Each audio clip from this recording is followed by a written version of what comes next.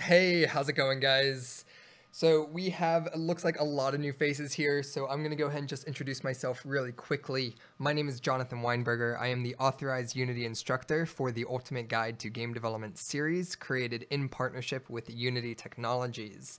So this stream here that we're doing is focusing on extending and creating the mobile game that we create in Course 3, called the Ultimate Guide to 2D Mobile Game Development. So specifically, we're going to be creating a app updater or an app update notification system. So I want to go ahead, just make sure everyone can hear me okay. I'm streaming this through Restream, so a lot of things get a little wonky. But it looks like the audio levels are fine. So the first thing I'm going to do here, in order to create this update system, is we have to figure out how we want it to work. So the idea here is that total ADD moments. Amazing how particle emitters can make even my artwork look better. Yes. So the idea here is that we are going to launch our app. We need to check if you're connected to a network signal. And then we need to basically check on our servers, hey, what's the current version code? And if it's different than what's in the App Store, then we can notify the user with a graphic that says, hey, your version's out of date. Go ahead and upgrade, and we can provide them with a button to select upgrade, and it will direct them to the App Store to upgrade. So that's what we want to create. Now, when you release an app on the Google Play Store, it automatically will update some apps, but I've found that it takes several hours before it even does that. Also, I've seen it where it actually never does it for some reason. So typically it's a course setting, or it's a phone setting that says, hey, do you want your apps to auto update? So to not have to worry about that, we can just have a graphic that launches letting them know you're not on the most up-to-date version and that they should update. Comments. Jonathan, you are the freaking man. Love your Udemy Unity course. Thanks, dude. All right, so I'll go ahead and show you guys what the game is that we're creating. And if you're interested in creating something like this, like I said, just check the link in the description, and it would take you to course 3.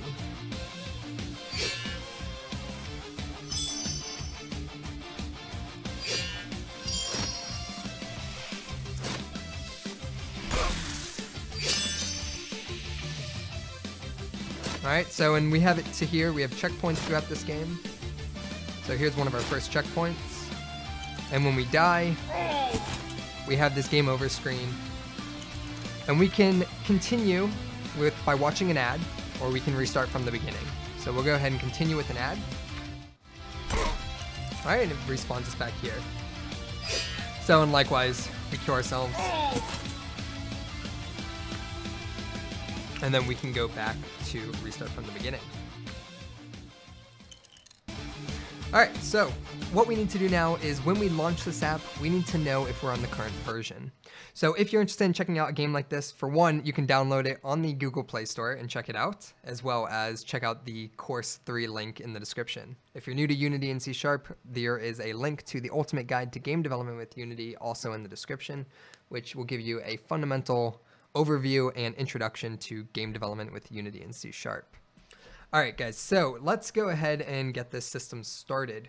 So this is going to be handled by the game manager. So inside of our game manager here, we're basically going to have a version code. So within here, let's go and just clean this up a bit. All right, so within here, basically what we're going to have here is a version code. So public int, we'll say version. And it's just going to be an auto property that we're going to be able to get and set. And this value is going to come from our server. And ideally what we want to do here is we may need to use player prefs to get the initial value as well. We may or may not. We'll have to see how it functions once I get this working. So here we have public int version. All right, so this is going to hold our current version number. And this is going to get populated by, the server. All right, so in our server here, we're going to create a text file that's going to have a version number. So let's go ahead and create our text file. So let's go ahead here and let's create a new text file. Call this notepad.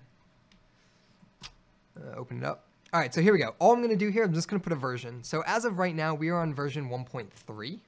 So this is actually going to need to be a float because we're going to actually extract that version from my web server. So here we have public float version. Hamilton, just bought this course from Udemy. Kudos, Jonathan. Love your approach to teaching Unity. Awesome, man. Thank you.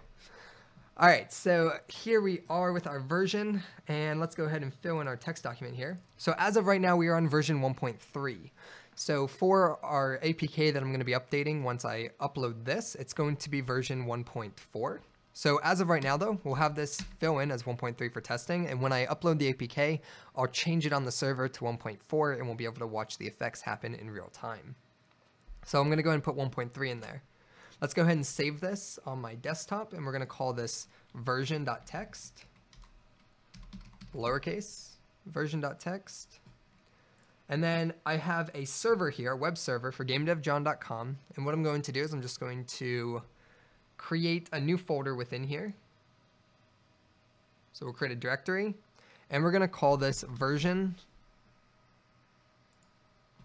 And then I'm going to go ahead and put the version file in there. And we're going to use that server link to basically extract that data and compare it to the current version number. Yeah, sure. Guys, I will zoom the font in just a minute. Give me a second. All right, so I'm going to drag this version text file into there. And now I have a version document on my server, which we can extract from Unity, which I'll show you guys how to do using the www class. All right, so we have our version.text there. Perfect. Let's hop back into Unity. Let me go ahead and adjust our font here because we do have quite a few people watching. So you guys let me know what is reasonable. So as of right now, this looks good to me, but I understand it doesn't look great to you. So let me go ahead and just increase it a tad bit. Shit, how do I do that in here?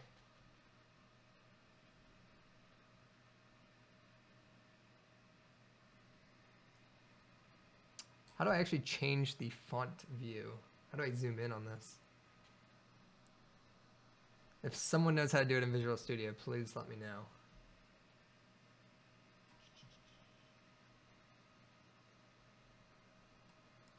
I don't know if I can just do like a plus sign. No.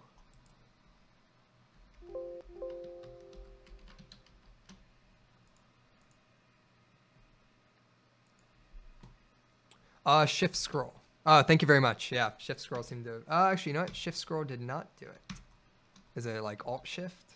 Control Shift? Oh, here we go. It's Control Alt.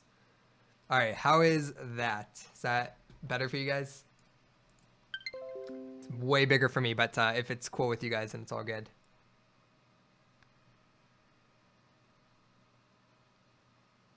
Oh, you can change it bottom left percentage. Oh, okay, cool. So right now it's at like 135, let's say.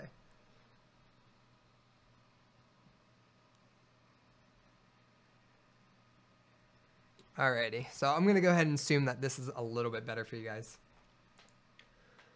All right, so here we go. We have our version code, and what we need to do now is we need to grab the current version of our app. So we are gonna actually use player prefs. I need to know what our current version is. I see 150 asking. Let me see how that looks. Okay, I'll keep it at 150, that's fine. All right, so in order to do this, here we have our public float version. We need to get and set our version. So when we compare it to the server, we need to already have a version. So when we install this app, when we install the APK, we need to grab the current version number. So when we release it, we're basically going to assign it. So I want to be able to assign this probably in the inspector, although I could just do it manually through code. The only downside to properties is that you can't see them in the inspector, and it would be a lot easier if this was a field and I could just see it. But when I'm working with typical manager classes, I like to use properties. So we're going to just keep it that way. One thing I am going to do though is we could actually, if I wanted to, we could have a field.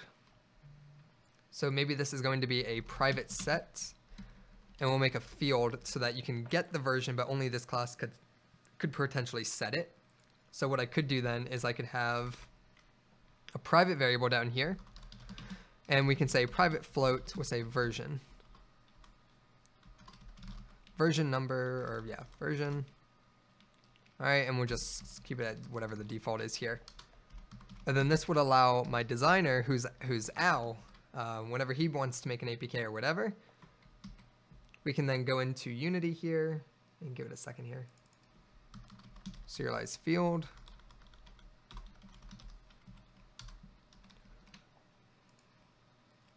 So now when we actually select our game manager, he can go ahead and fill that information in, and then I can make it take care of itself on the back end. All right, so here is our game manager. And on here, we can assign the version number. So right now we are on version 1.3. And then basically what I can do is I can take whatever version he assigned it, and inside the init function here, I can say version is going to equal whatever the version code is in the inspector. All right. Let's see here. So the next thing we want to do here is version is going to equal whatever's in the inspector. So we might actually not need player prefs as we ship the game with this version code. So what's really important here is that we have to increment this when we ship the game.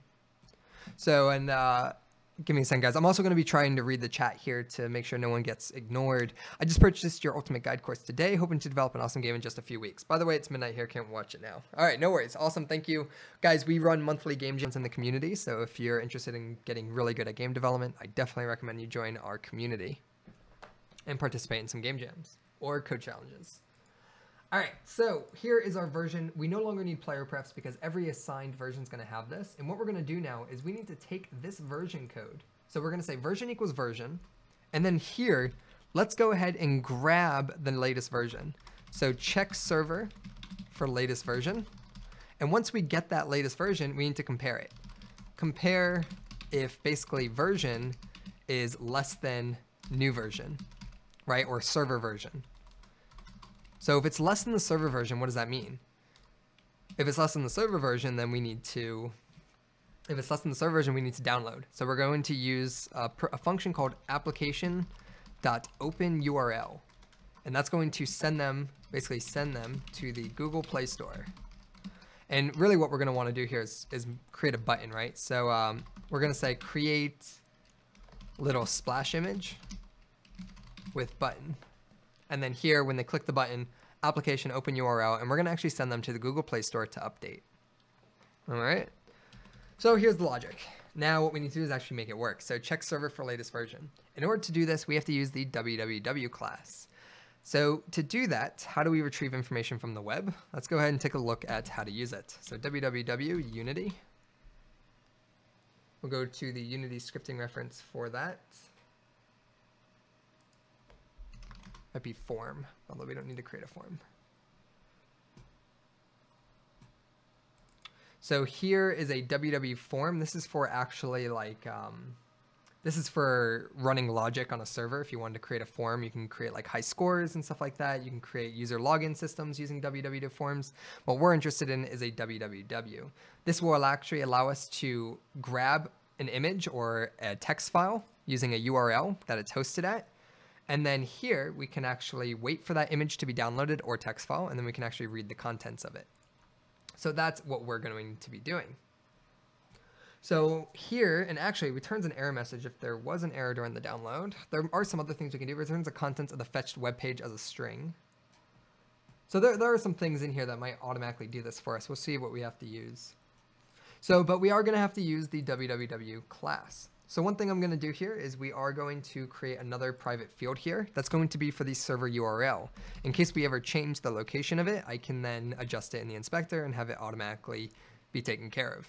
So here we're going to have a private float. We're going to have a version, we'll call this version URL.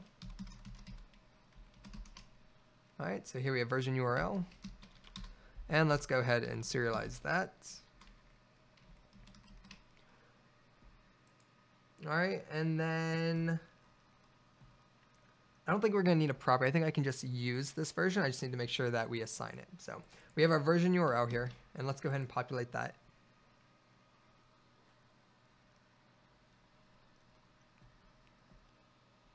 All right, let Unity compile. So here, version 1.3, version URL. And what did I do? I did a float. My bad, guys. It's a string.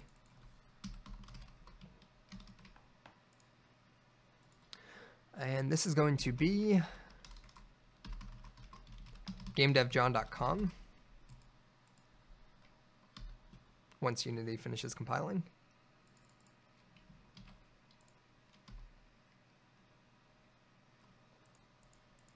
Okay, So we're going to grab our version URL from gamedevjohn.com/version/version.txt. All right, that's the URL that we're going to fetch. All right, and what we're going to do now is we are going to create a www, basically a URL fetch. So here we need to check for the latest version. So we're going to have a www, and let's call this latest version equals a new www, and that's going to allow us to actually pass in a web URL. So what are we looking to read? So a string URL, and we're going to pass in our server URL.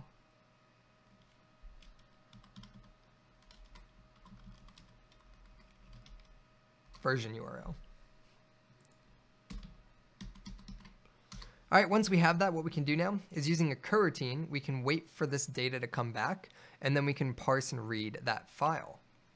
So in order to do this, we need to actually create an enumerator that's going to read and wait for that to return. So here we're going to have enumerator, and let's go and call this, we'll say check version routine. And what we're going to do is we're going to accept a www request. So inside here, we're going to say check version routine. We're going to take a www. It's going to be current version. All right, it's going to hold the current version basically. Yeah, we'll call it version because I'm going to use current version for the actual int value that I'm going to grab from it. So here we have a check version routine. We're going to pass in a form or a www request. So to actually use this now, what we're going to do is we're going to call the check version routine coroutine. So we're going to say start coroutine, check version routine. We're going to pass in our latest version. And now the logic is going to be responsible or handled inside that coroutine. So check the server for the latest version, compare, and yada yada. All right, so we're just going to take that code here, and we can clean this up. All right, let's go ahead here. We're going to check latest version. All right, so we created our www request, and now we're passing it into this coroutine so we can extract the data. What we're going to do now is we're going to say yield return, and we're going to yield return the version. So basically, we're just going to wait until that version is done. And if we actually look at the scripting reference, they did you're supposed to use a using statement so that it basically closes itself and collects its garbage once it's done. So here we're going to say equals new yada yada. Yield return ww and that. So let's go ahead and use this. All right, so while we're using that version, so here we have a using statement of the version. We're going to yield return the version. And then this is for grabbing a texture from it. I don't want that. So all I want to know here is I basically want to grab, let's debug.log the version code. So to do that, we should be able to just type version.text. So it's going to open that file, and it's going to be whatever's in this text document. And we'll have to parse that text to a float value. So here, if we actually run this, it should work. So version, we create our check version routine. We fetch it. We grab the version, we wait for it to come back, and then we read it. All right, so let's go ahead, run the game, and test it out.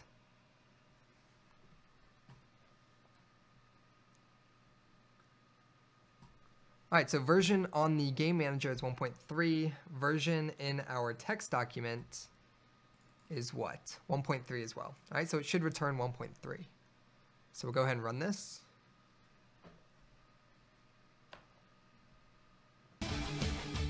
And there you go, 1.3. All right, so that came from this version text. So debug.log, let's go ahead and say server version.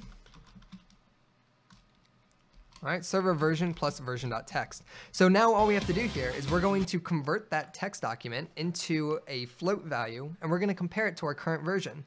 If it's less than the server version, then that means that there's an update on the App Store. And what can we do then? We can then simply create a splash image that says, hey, your version's out of date. And here you go.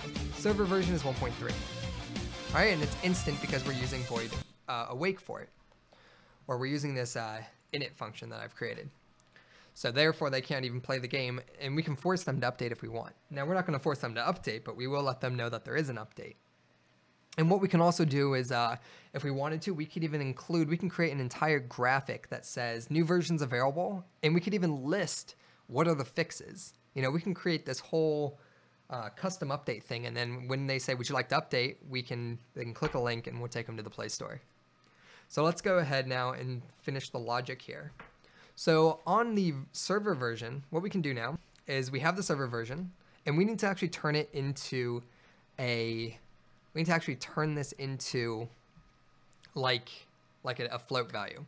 So the way we're going to do that here is we can type float dot, do they have a convert function? They do not. There's try parse, hold on. Is there a try? Okay, there is a try parse. So we can use this function here called try parse to basically convert a text document to a float.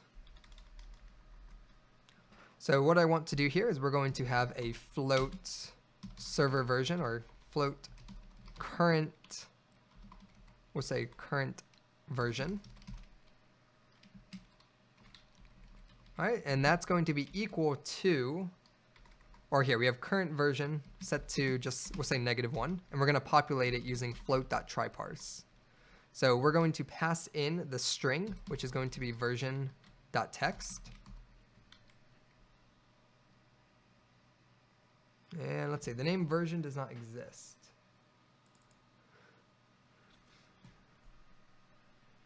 So let's see here. What am I doing wrong here? Version.text, I think it's just freaking out for a second. And then here we're going to output the result into current version. Yeah, did I? Oh, I did misspell. Thank you very much. All right, there we go. So this is going to output it. Now, I don't know if I can actually just type float.tryparse here because it's outputting into itself. So it's easier just to set it to a default -1, and then we grab the update from the server. Now, one thing we do want to do here when we grab this is when we return the version, we want to make sure that there's no errors with it so that we're not assigning something we can't. Although this will actually detect if it's not a float value inside the document. So, but what you, like best practice wise, what you really should do is you should check if there's any errors. So you say if version, you basically say if version dot, I believe it's version dot errors.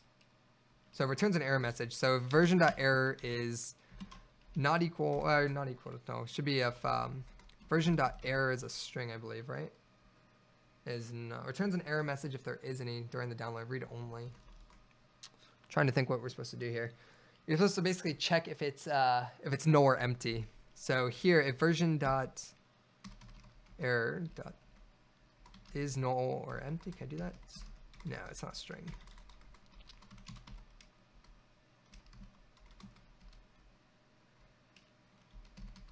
Huh, I do not remember how to do that call. Let me see. What do they recommend?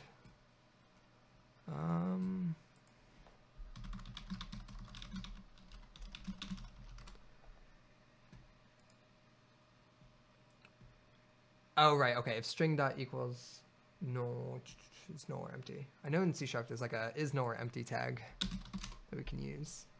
There we go.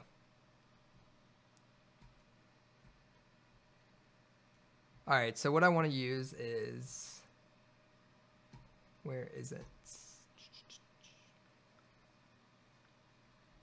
There we go. Okay, is null or empty, and we pass in that text document, basically, the version.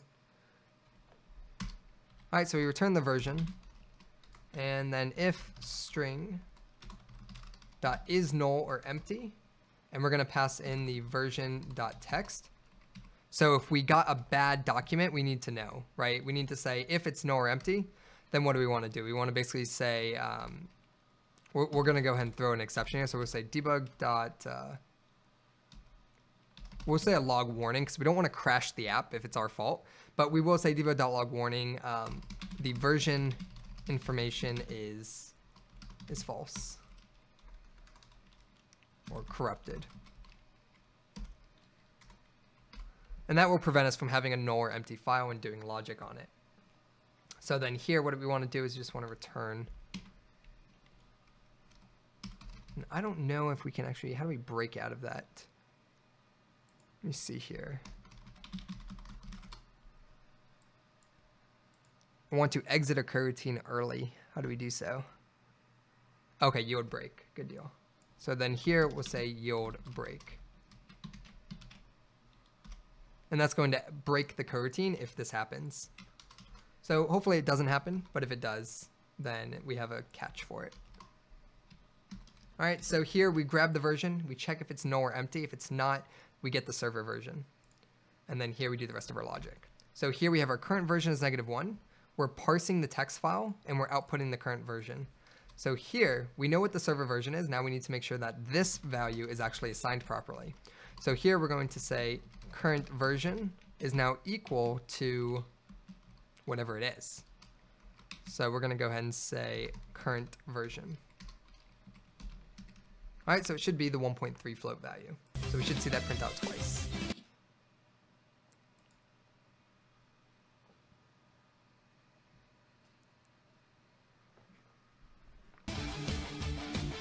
All right, and there we go. So the server version is 1.3, and that current version variable is now 4.3. So what we need to do now here is we can go and remove that log. And let's actually call this current server version. So here we have our current server version. And what we're going to be doing here is we now need to take our current version and do that check. So here is what we're checking. The logic is really simple, right? It's basically if the server version, it's if current version is less than server version, then that means we need to tell them to update. So here, create our if statement, and here we have if the current version, which is just our version code, so we have that version property, which has our current version. So if version is less than the server version, current server version, then what needs to happen? Tell them to update the app. All right. So that is our code here. We can save this. And what we want to do now is let's go ahead and actually just add a debug.log in here. You should update the app. And what we can do is we can actually just test this out. So on the text file, it is 1.3. So if the version codes are equal, then nothing should happen, right? It shouldn't print that out. So if we run it, everything is good, no printout. Now what happens if our version code, our current version code is set to 1.2? Now this code here would never be greater than the server file. We're responsible for making sure that it's not. So what we can do here is 1.2. Now, on the server, it's 1.3. So with your shipped APK, I gave you 1.2, and check it out. You should update the app. So it knows. So what we can do now is we can actually go ahead and create some UI elements that are going to say, go ahead and update the app, and then we'll have a button that says upgrade or update, and it will take you to the Google Play Store. So let's go ahead and create that button. Now, my artist Al is going to be responsible for creating a cool graphic that says, hey, you have an update. So we're not going to be creating anything awesome, but we are going to create the functionality for it. So let's go ahead here. And let's see, what should we, I'm trying to think where I should put this. Here's our canvas. Okay, we're going to create a new canvas item here, basically. So we're going to have a new panel that Al will be able to customize and basically turn it into whatever he'd like. So this panel here is going to be upgrade app panel. All right, and what we're going to do here is we're just going to create something, just a button that pops up. All right, so inside there, let's go ahead and create a new UI image and let's create a button. All right, and let's go and just call it upgrade. And we'll also provide a cancel option because maybe you don't want to upgrade, maybe you don't have internet, whatever the reason is, right? And we also need to make sure that we check for a network connection before running this. Because if you don't have internet, your experience is going to be garbage anyways, and we don't need to cause the game to crash anymore. All right, so here's our upgrade button. Let's go ahead and focus in on that. All right, we'll make the text here, it's going to be upgrade. And we'll make it bigger. So for this button here, let's make this like a 300 by 300 button. Just for now. Al will have to fix this up. And then let's go inside the text here and call it upgrade. And let's go ahead and set this to like 28, 35, 36. All right, 42 it is. All right, so we have this green upgrade button. It's going to be green. Okay. So basically what's going to happen here is we're going to enable this object when you can upgrade. And you'll click that button and it will take you to the Google App Store to upgrade. So let's go ahead and do this. So version is less than current version. Debug should update the app. We now need to enable that. So we're going to use our UI manager to do that. So inside our UI manager here, we're going to create a function called public void. Let's go ahead and say public void enable, or we'll say enable upgrade panel or turn on. So public void display upgrade panel. All right. And all we're going to do here is we need a reference to our display panel. So we're going to create a public game object, and this is going to be our upgrade display. So upgrade panel. And we're just going to set it active when we call this function. So upgrade panel dot set active, and we're going to turn it true. All right. So on this button here, if we select our canvas, we have our UI manager. I need to take this upgrade app panel and place it in there as a reference. All right, so let's go ahead and upgrade app panel, drag it there so we have a reference to it. Now, once I click upgrade, we want this button to automatically hide itself. So we're going to say upgrade panel, we're going to select the button. It clicks, it calls whatever it's going to do, and then we'll have it close on itself, so we're not responsible for closing it anywhere else. So the on event here is going to be basically a game object, and game object set active, and it's going to be false. So when you click it, it should turn itself off. All right, let's go ahead and test it out. What we are going to make it do though is when you click it, it takes you to the App Store. So here you go. That's exactly what we want. All right, because essentially that's how whether you cancel or upgrade it, it's going to close and open up the App Store. All right. Next thing we need to do here is actually what happens once I click it. So we need to actually display this first. So inside of our game manager here, you should update the app. Let's go ahead and do that. So we're going to access the UI manager, instance dot display upgrade panel. Okay, I'm going to turn this game object off. So as of right now, we're on version 1.2. The server says 1.3.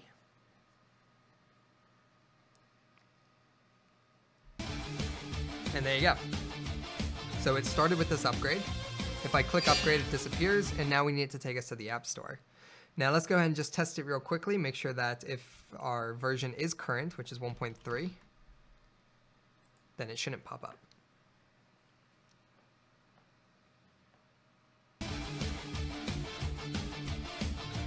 And there you go. Okay, good. So what do we need to do now? We need to actually take us to the Play Store when we open that. So inside our UI manager, that's where our button call is. We're going to have in here, we're going to have public void. We'll go ahead and call this upgrade button. All right, and what needs to happen here when we do this upgrade button? Basically, we can tell it to, we have two options. We can do all the functionality in here, or we can pass the functionality off to like the game manager class, however we want to do it. But basically, we need to say upgrade button. It needs to open an application URL to the Google Play Store. So that here is where we actually need another variable to store. We need to store the current location of the App Store. All right, so just like we did with our version and URL and stuff like that, we're going to do that here. So let's go ahead here and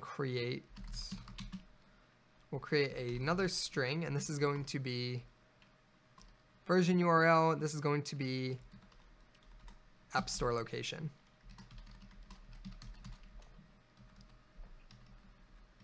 And actually, you know what? Let's call this Play Store location because we could also create the same thing for iOS and we could do an iOS one. So private string, and we'll call it Play Store location. URL. All right, and we will want to be able to access this. So we can assign it in the inspector, and then we'll create a property for it. So here, public string, and we'll call this Play Store URL, location URL, and we'll turn that into an auto property. And we want to make sure that it's private set. Only this class can set it. Okay, and last but not least, we need to go into our init method here, and we need to say Play Store location URL equals the Play Store location URL that you assign in the inspector. Okay, now for the Play Store URL, it's very important on how you do that. So I need to basically look up, one, how do I open a URL, which we use this thing called application.openURL. But to open it to the actual Android market, we need to use this. So we basically need to say application open URL, and we're going to pass in marketdetails.com, and then we need to actually replace com.example.android with our package name. So let's go ahead here and try this out. So we're going to take this string here. Let's go to our game manager, let it compile, make sure all our scripts are saved.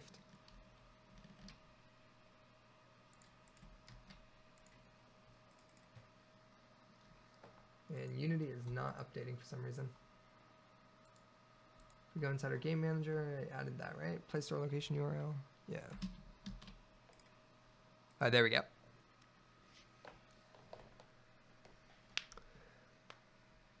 All right, so let's go ahead here and grab our Play Store URL.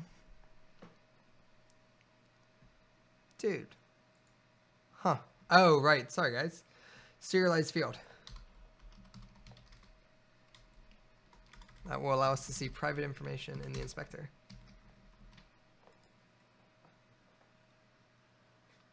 Let that compile. And now we can go ahead and see this. All right, so the Play Store URL is going to be this market code. So market details ID equals com.example.android. That's going to be at my actual play settings. So if I go to build settings, player settings, I have my package name in here. And that is going to be what I need. So if I go to other settings, it's this, my package name, com.defiantlobstergames.dungeonescape. So I need that value. We need to go back to the game manager. And we're going to replace it with this.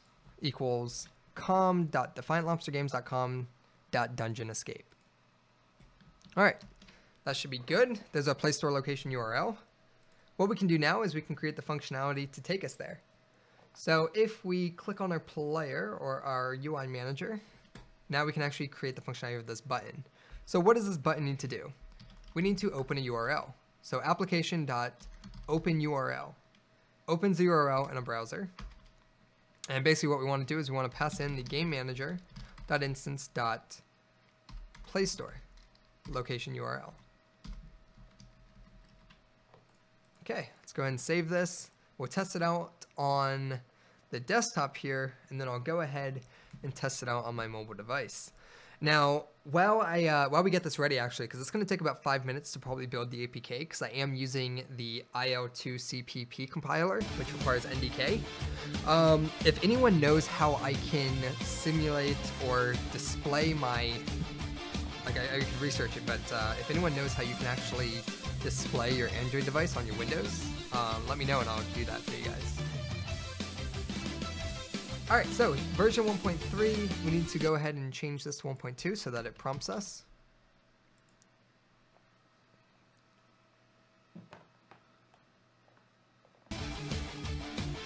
Hit upgrade. All right. So that didn't do anything. Didn't do anything locally. I'm not sure if it would. It didn't even. Oh, you know what? I'm sorry. It may have, but I never hooked up the button. So if you actually click on the button here, you'll see that this button isn't doing anything. The on-click event of this is nothing. So we actually need to add another event here, and it needs to go above turning off itself. So can I move this one up? Is that a thing? I want this event to happen first. Wow, I can't select an event. That's annoying. All right, so hold on. I've got to remove that one and add this one. So the event that we want to happen is on the canvas, the UI manager, and it's the upgrade button. And then once I press it, we need to basically turn off this object and make sure it's set active as false. All right, let's try that again. We'll run this. All right, it's gonna ask us to upgrade. I click it. And it stopped playing because, okay, it stopped playing. I wish you guys could see this. It basically stopped playing because it tried to open it on my Windows. Like it actually did. It says it's looking for an app in the App Store. So I need to like now close this out apparently. Here you go. It's trying to open this. It's looking for it in the App Store of Microsoft. All right, so let's go ahead and try this on the actual device. Armando says, I use the Reflector 3 product to display my mobile device on my PC, Mac, depending on which machine I'm working on. Okay, so Reflector 3, let's go and check that out. Is that free?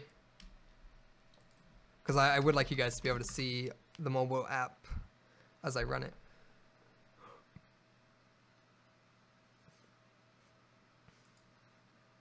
Interesting. Oh, it is not free. Hey, what's up, Farhat? Shit, is there a free alternative to Reflector? For Android, I then use Google to cast to my Reflector instance on my PC. Oh, really interesting. What is a free alternative? Display my Android screen on PC. Let's see, share your screen to your PC or Mac via USB. Oh, can I just like do this? Can I just, that's all I want to do. I want to mirror. So mirror your Android screen to a PC or Mac without root. Okay, sometimes you want to see Android smartphone screen on your PC. If you have a rooted smartphone, it's easy, but if you haven't rooted your phone, yada yada, it's the best way to root your Android device. Okay, why mirror your screen? There are plenty of reasons. All right, we have that. Made a prolific Android developer, simplest way to get your Android screen onto your PC or Mac screen. Download Google Chrome in the Visor Chrome app. All right, we're gonna go ahead and do this. Let's go ahead and download Visor. Chrome. Sweet. All right, we're gonna go ahead and add this Visor here. Good deal. Now that I've done that, download Google Chrome. I have it in the Visor Chrome. Since Chrome works on Windows, Mac, and Linux, this app will work on all platforms. A USB cable to connect your phone to your PC, an Android smartphone or tablet with USB debugging enabled. Yes. All right. Go to Settings, About Phone. So let me do that. So it says go to Settings, About Phone. Oh, you know what? I already have USB debugging enabled. Share your screen to your PC or Mac via USB. Okay. Now that you have USB debugging mode activated, the rest is simple. Start Visor from the Chrome app launcher. How the hell do I do that? Who here knows what the Chrome app launcher is? Is that like... Where do I get that?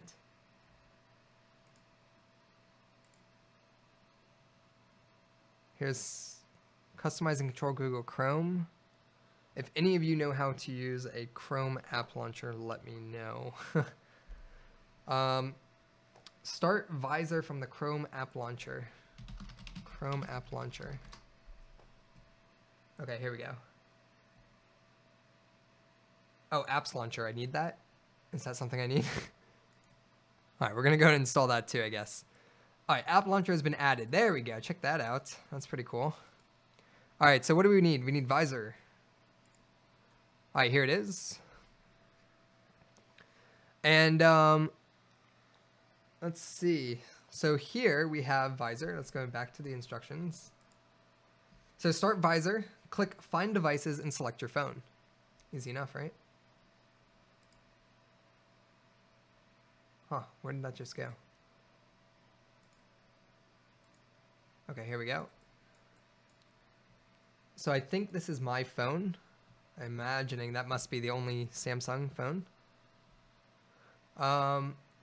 International keyboard, share all devices, customize visor, start automatically, no, view. Okay, so I think it's opening this panel here, and it did. Oh, dude, that's awesome. Okay, that is so cool, guys. Everyone go get visor. Visor will start up optional. You set your phone to correct automatically. Wow, is that not the coolest thing ever? All right, so here we go. We can go ahead now. I'm getting like these stupid ads for some reason on my dashboard. Let's see how delayed it is. Huh, wait a minute. What happened to my screen? Here we go. Wow, you know what? That is very responsive. That is very impressive. Nice. Okay, so hopefully you guys can see this. And it's not like blurry or anything like that. It's not the best quality on my screen, but this is really, really cool. All right, so what I'm going to do now, guys, is I'm going to actually build the APK. And let's see how it looks if I actually play the current version that I have. Oh, it looks good. It gets a little fuzzy, but for the most part, though, I mean, it's responsive. That's pretty cool.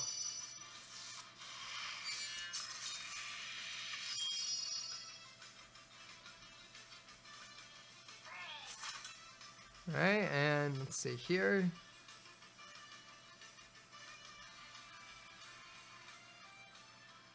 Very cool. All right, so now that you guys can see this, let's go ahead and test this out. So what I need to do, I'm gonna go ahead and close out. So I need to actually build an APK for this.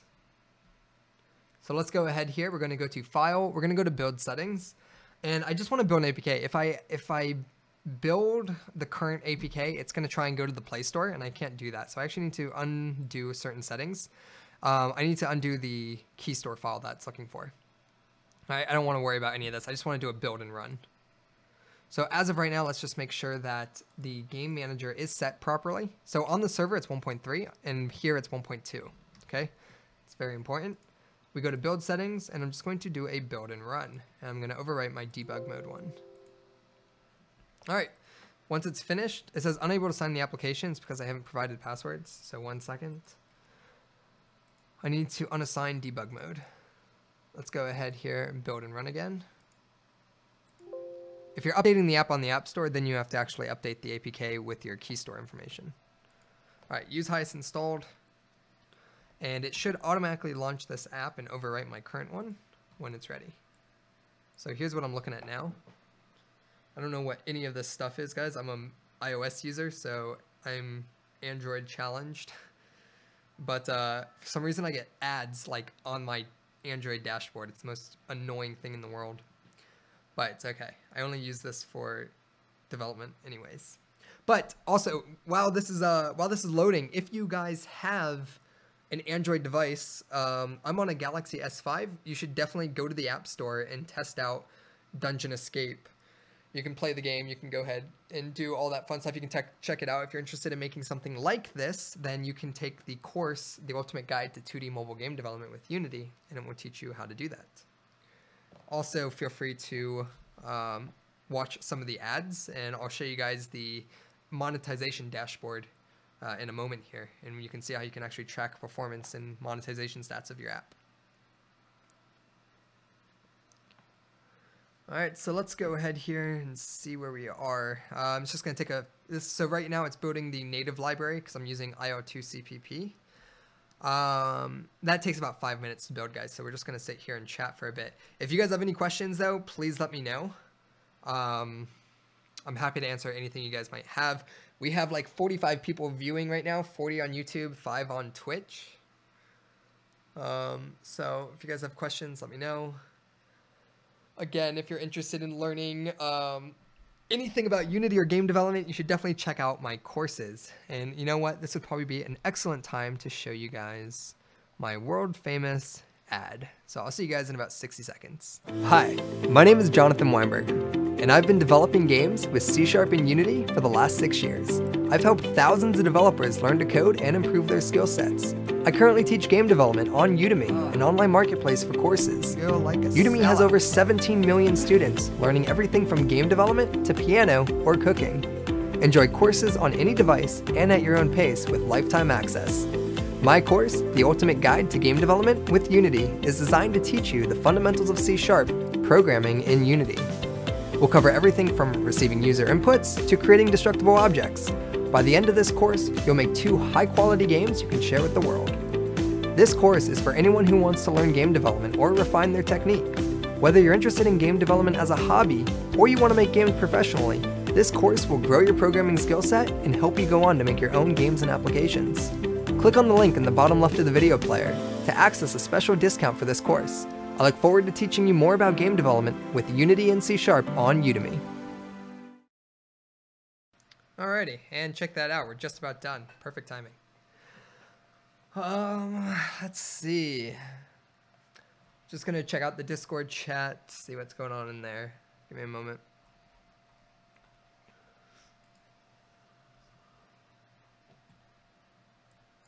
Wow, a lot of new people joined Discord. I wonder if that's from the educational announcement that I sent out. Nice. All right, guys, we are just about done here. So let's go ahead and task validating. It should automatically open this app on my phone. So I'm gonna go ahead and wake my phone up so that I can be ready. And the goal here is that it's going to tell me I need to update, and it's gonna take me to the App Store to update. So, and then Al is gonna be responsible for making an awesome splash graphic. And then the last thing we want to do, and we can do this actually right now, is I only want to do this check if you have internet, because otherwise we're gonna break Unity. So here inside of our game manager, let's go ahead and check that. So here we do all of this stuff here. Check latest version. We only want to do this if there's a network connection. So if application that is connected to like the world, I believe it is. Let me see here. If application dot is, oh, here, you know what? Here's the game. It's already starting up. Oh, okay. It's not going to happen until I actually start the game. That's fine. We may want to actually move this functionality to the main menu. I don't know. What do you guys think?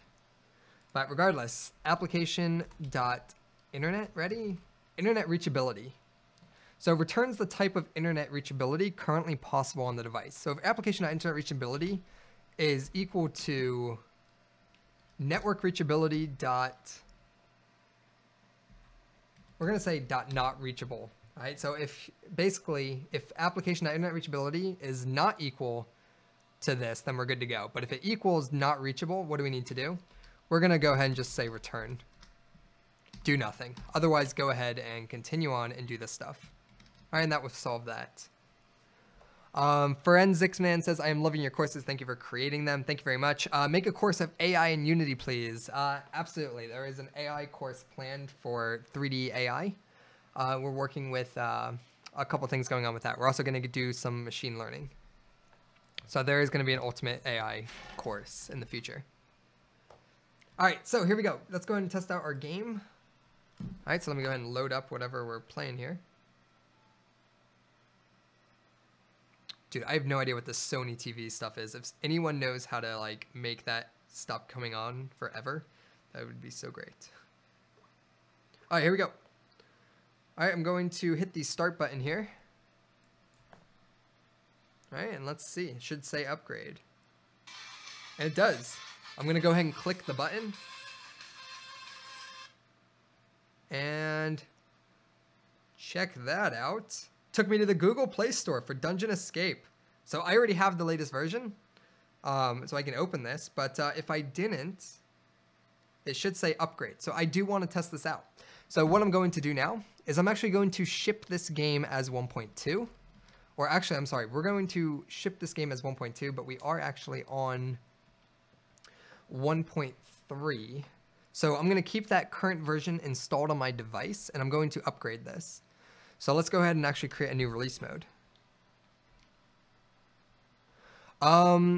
Jarl says, I think you need a not in front of that network reachability statement.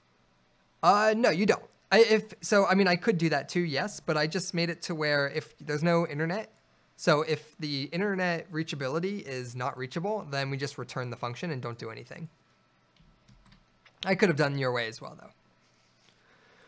All right, so on our canvas here, here's our game manager. This version of the game is using 1.2. So when I reload it from my phone, it should say, hey, go ahead and update. So what I'm going to do here, this is going to be version 1.4 on the App Store. So let's go ahead and get this ready for deployment. So I need to go to build settings, player settings. I need to use my key store that is inside of Defiant Lobster Games. So let's go to Dropbox. We need to go to key store. All right. And now that I have the key store there, I need to actually give it the password that I use. So give me 1 second here. I have to go find that. You guys can see the start countdown timer right now. It's just why I open up this password document. I made that mistake once already. Give me 1 second here.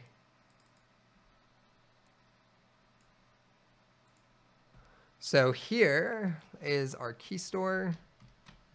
Good deal.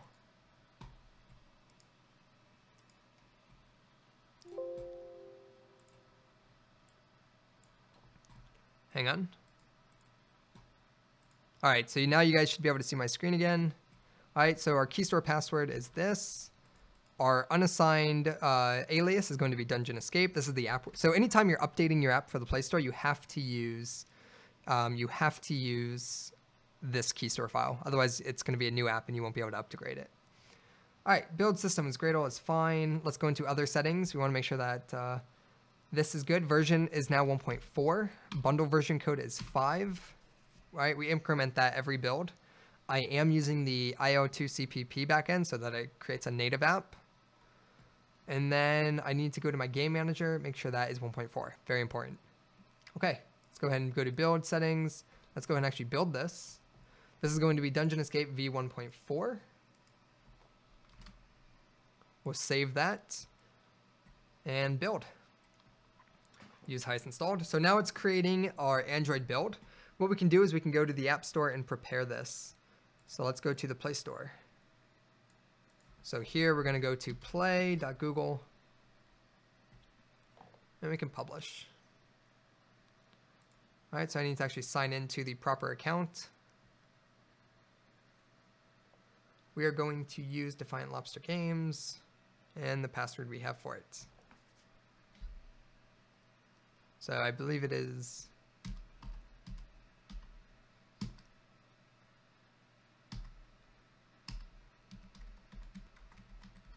that should work. Oh, wow, that was awful. All right, hold on.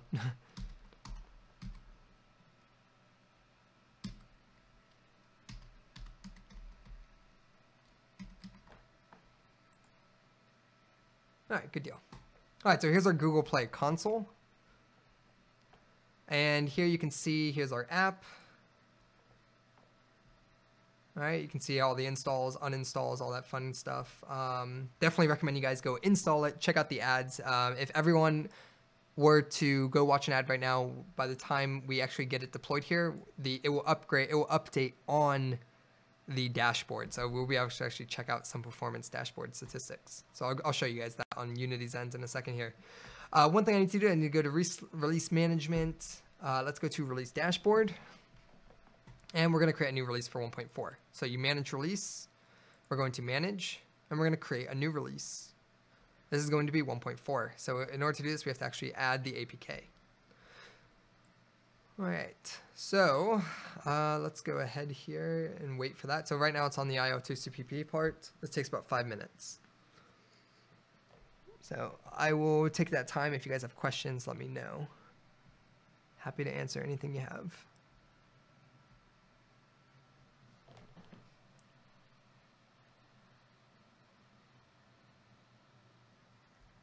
See you, Fahot. I don't know how long the stream's been going, but let's see. So, and we're just about at an hour point here, so this is a pretty good stream. It took an hour to do the update system. Not bad. All right, we're building the Gradle project. Should be done any moment.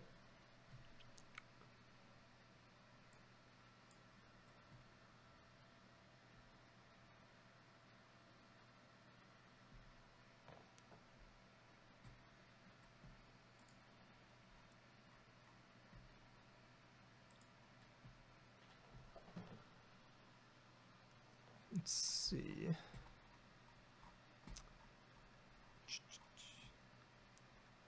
I think you need a, gotcha, missed that. It's really interesting though.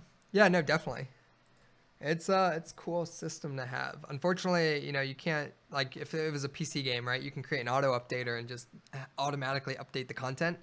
For Android and smartphones though, you can't really do that. They have to either update the app or you can use like asset bundles to add new levels, which we'll get into too. Once we get new levels in, there'll be extended content for course 3 on asset bundles, because asset bundles are really cool. So here's my APK. I'm gonna go ahead and delete this zip folder that it created for me. And what I need to do now is I just need to drag this over to this guy.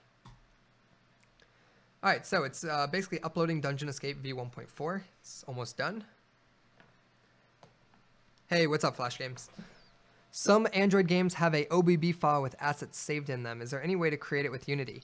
Not that I know of. In Unity, you can use asset bundles, and basically you can download new levels, or in-app purchases are used for asset bundles as well. So we will be using asset bundles in this game.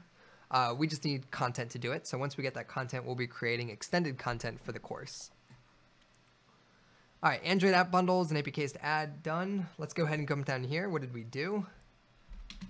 Added app update, notification system. And then here we'll say miscellaneous bug fixes. All right, we're gonna go ahead and save that and launch it. We're gonna review.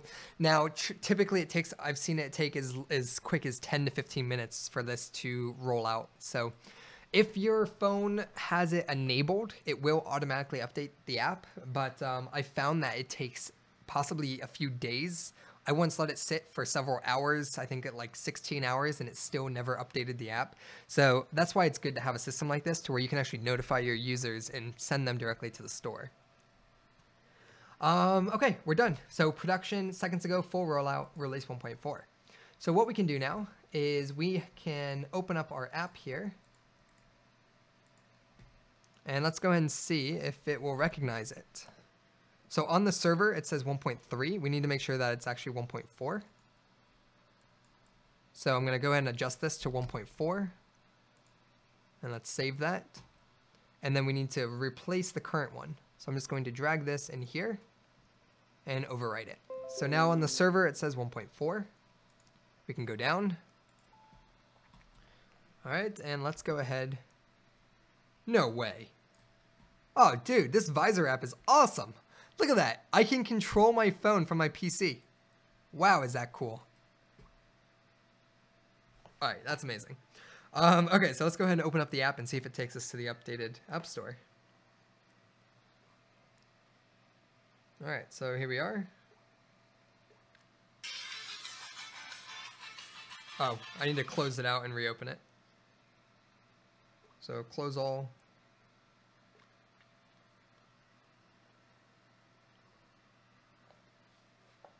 All right.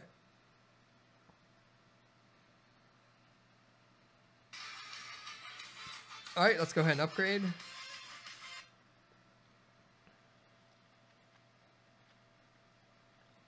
And it says open. So right now it probably hasn't updated, so we need to give it a little bit more time. But these are the old fixes. So I added game over sequence, create a checkpoint system, minor bug fixes. Right now it doesn't even tell me what version this is. Where does it say? Do I have to read more? Oh, here we go. So this is version 1.3. So we probably have to give it about maybe 10 more minutes. And that will upgrade. So what I do want to do, I don't want to uninstall it, but I do have version 1.3 installed right now. Let's see. Let's give it a second. I've seen it happen very quickly that it will come up, so you just got to give it some time. Also, when this app first got released, you had some haters just 1-star this app. So if you feel kind enough, feel free to go ahead and not 1-star the app. But definitely check it out, guys. While that's updating, let me go ahead and show you guys what the dashboard of Unity ads looks like. So once we've integrated Unity ads and you actually watch some ads, you can actually go to the dashboard. I will take you to this page, and you'll actually be able to see an overview of your app and the performance that it's done. So right now, we've had, you can see here, 7 impressions. And typically the way it works, it's based on daily active user count, and you really need a lot of users. But you can expect anywhere between, I'd say, $6 to $12 per 1,000 impressions. And that varies drastically based on user count. If you have 50,000 active daily users, then you're talking thousands of dollars daily, right? You know, you have games like Candy Crush that makes $600,000, $700,000 a day. So, and there's a game in Unity called Crossy Roads who made $1 million in 45 days. So it's all about the amount of users you have, and that determines the value of each ad. So the more users you have, the higher impression rate you have. For someone like, for someone like my app right now, where there's no marketing being done and it's just based off this course development, we can expect every 1,000 ads to be about $6 to $12. As you get up there, as you approach the several thousands coming back, you can begin to see some really good money. I've seen it at Adult Swim when I was there, that having anywhere between maybe 10 to 15,000 players a day, that can generate anywhere between 5-10 grand. So it really all depends. It's pretty amazing to see when you have an active app how crazy the ad spend is for that app. So it's all about daily active users. But as you can see here, 7 impressions isn't getting us anything, but eventually, as it creeps up, you'll make like a penny after maybe 100. So it really depends. But it's a cool thing to implement. So what our goal is we're actually creating this into a full-fledged game, not only to help promote Course 3, but we're actually creating a full game out of it. So, and if you're just tuning in, and it looks like we've had consistently 45 plus people here, you can see the game. So we have these skeletons here. The next thing I need to work on here is the AI, and we'll fix that in a minute. That will be the next stream. It's going to be an AI overhaul. So here's a checkpoint system.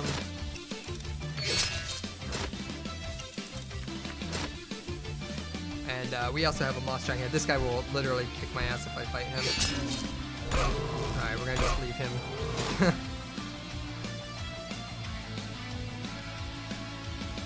So we have a shop down here, and let's go ahead and watch an ad.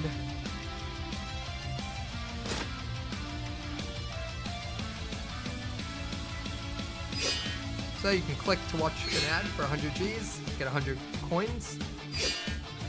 As you can see, 200, 300. So we're going to just let users watch an ad all day so they can buy what they want. So now I can buy the Boots of Flight. Now there's a bug right there. The UI didn't update, so I got to fix that. So let's go ahead and create a card for that. So we use Trello to keep track of everything.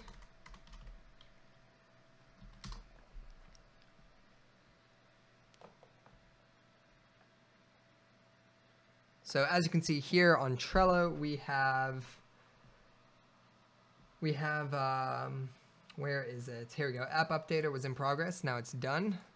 And then we need to make a new card now. So after purchasing items, shop, or after purchasing items, UI doesn't update with correct gem count. So we'll go ahead and fix that. And I'll put that in the in progress. Thank you, Rodrigo. All right, so if you guys want to test this out, this is the version that's on the Play Store now. Definitely check it out. If you're interested in making a game like this, again, guys, go check out the course in the description. If you're new to Unity and C#, check out the Ultimate Guide to Game Development with Unity. These are official courses created in partnership with Unity Technologies. So let's go ahead now. It's been a few minutes. I just want to check and see if our Play Store has updated. So let's go ahead and check out, let's go to Defiant Lobster Games, Play Store. Well, not Defiant Lobster. Oh, I guess it's not in their search yet.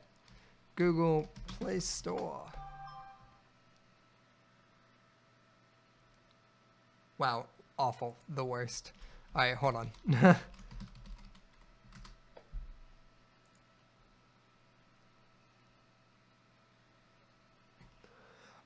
What Flash games? The game should be pretty responsive. I'm on a Galaxy S5 and there's 0 lag. So there are some button issues with the attack and jump buttons that need to be spaced out more, but from a lag standpoint, you should be getting about 40 frames per second on it. Yeah, it's not. It's going to take some time. It takes users for it to show up in like the search results and SEO and stuff like that. But you can find it really quickly if you do Dungeon Escape. Just Defiant Lobster. All right, let's see what version it thinks it is.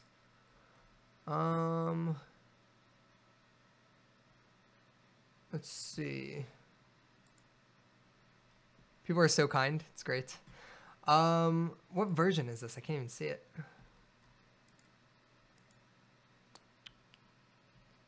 You're on a Nexus 5 getting 32 frames per second. It should be, yeah, it should be pretty smooth. If it's above 30, it should be pretty smooth. So I'm on a Galaxy S5 and I get about 37 to 40. Okay, here we go. This is current version 1.4. Good. So it's up. All right, let's go ahead and test out the app again. So where is this?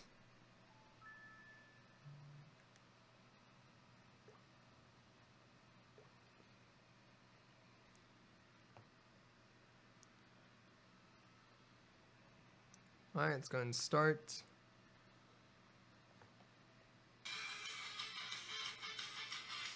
All right, so as you can see here, I'm getting about 34 frames per second. So the game is like super smooth and responsive on my device. I'm really not experiencing any lag. And I can jump and attack. I mean, everything is really smooth. Okay, good. Chris isn't having issues with playing. Awesome, man. All right, so I'm going to go ahead and hit upgrade. It's going to take me to the Play Store. And for whatever reason, it's not detecting that I have an older version. I'm curious to know why that is. So here's what I'm going to do. I'm going to open this. Or give me 1 second. So here's what I'm going to do. I'm going to uninstall the app, and then I'm going to update the server version. Although, shoot, I actually need an older version of this. I don't know how I can do that. Let me see here. So I'm going to remove the app from there. Let's go and uninstall this. I probably should have done this first and downloaded the old one. But let's see.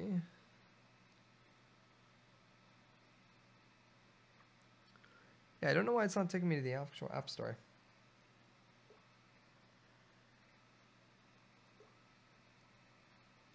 Let's go and install this one. In order to test this, here, let's go ahead and fix that button and we'll upload another APK. So for this UI here to update when you purchase an item from the shop, it's really simple. We have our UI manager here. We have our update shop. We have our open shop. Update shop selection, update gem count. So I don't know what text that is, but this guy isn't updating, I believe. Let's see what was actually incorrect. You're on an Redmi Note 3. What is Redmi Note 3? What year is that phone? I've never even heard of Redmi.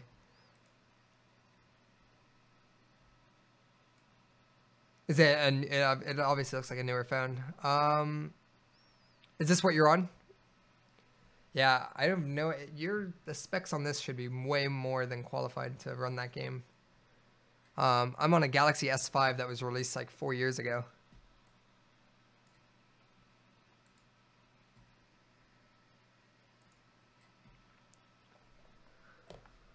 Let's see. Where's my shop system here?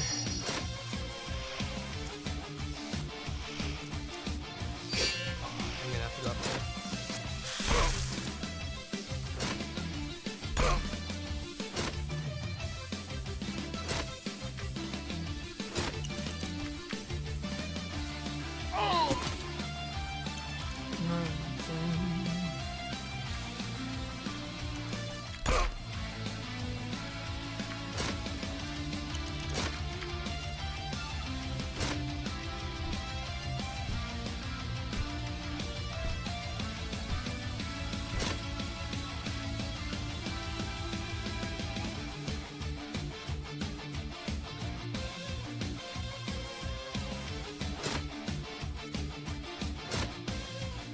Alright, here we are.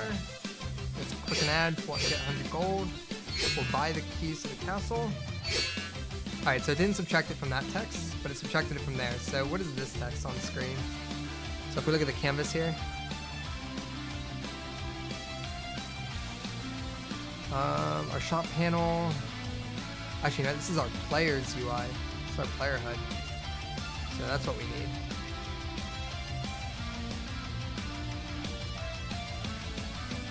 So it's this gem count variable.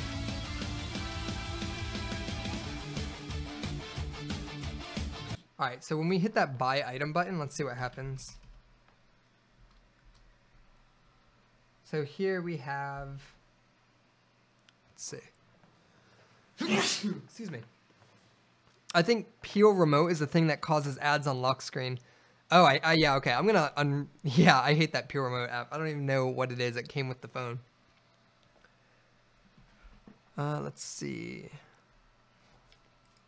Alright, so I need to figure out where that button is. So here we have on a shop a buy button that we use. So if I look here, we have a buy item button, and that calls a function called buy item. So we have a function here called buy item somewhere. Where is that? That's in a shop class.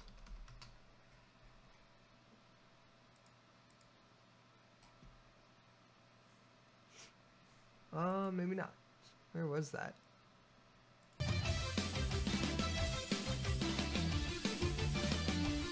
Here's the buy item button, and it's calling shop.buyItem. Oh, it's the shopkeeper. Okay, gotcha. Alright, so what we need to do from the shopkeeper is update that text. So here when we go to the shopkeeper, the shop system, so here we select an item, we buy an item. So if award item, yada yada, that's for the key to the castle to buy. All right, so player.diamonds equals current item cost, and now we need to actually update the UI. So here we also need to say player.diamonds minus equals current item cost, and then here we actually need to say UI manager dot instance dot update gem count, and you pass in a gem count. So we're gonna pass in player.diamonds, the current value. Save. All right, we'll go ahead and test that out, and then we'll go ahead and create a new build. So on here,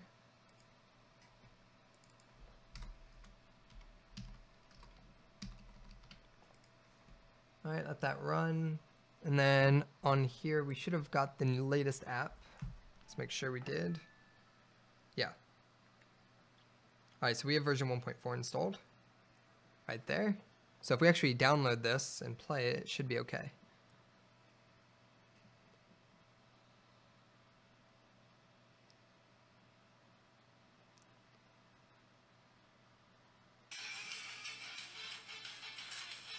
No worries, Alexa. If you're in the Discord channel, you can paste it there. Otherwise, I'll research it. All right, so we got no update here, which is good. Don't worry about the link, dude. If you have the, if you're in Discord, you can post it there. Otherwise, I'll research it. But I think you're right. It is that app. All right, so now that I have 1.4 installed, what we can do now is go to our game manager. We fixed that issue. Oh, here, I need to actually test it. Let's make sure. So let's go to our shop again.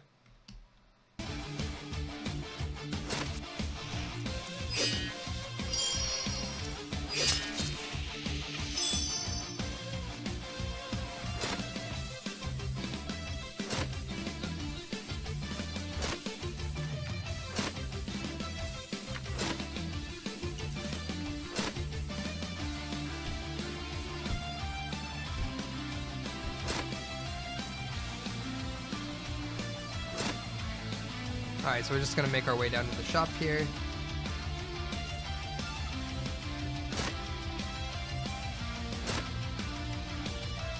All right, watch an ad, get 100 coins. We'll buy the castle. There we go. All right, cool. And you'll see here, good shit. All right, good deal. So let's go ahead here. We're gonna create a new build of this. So on the game manager here, this is going to be build 1.5.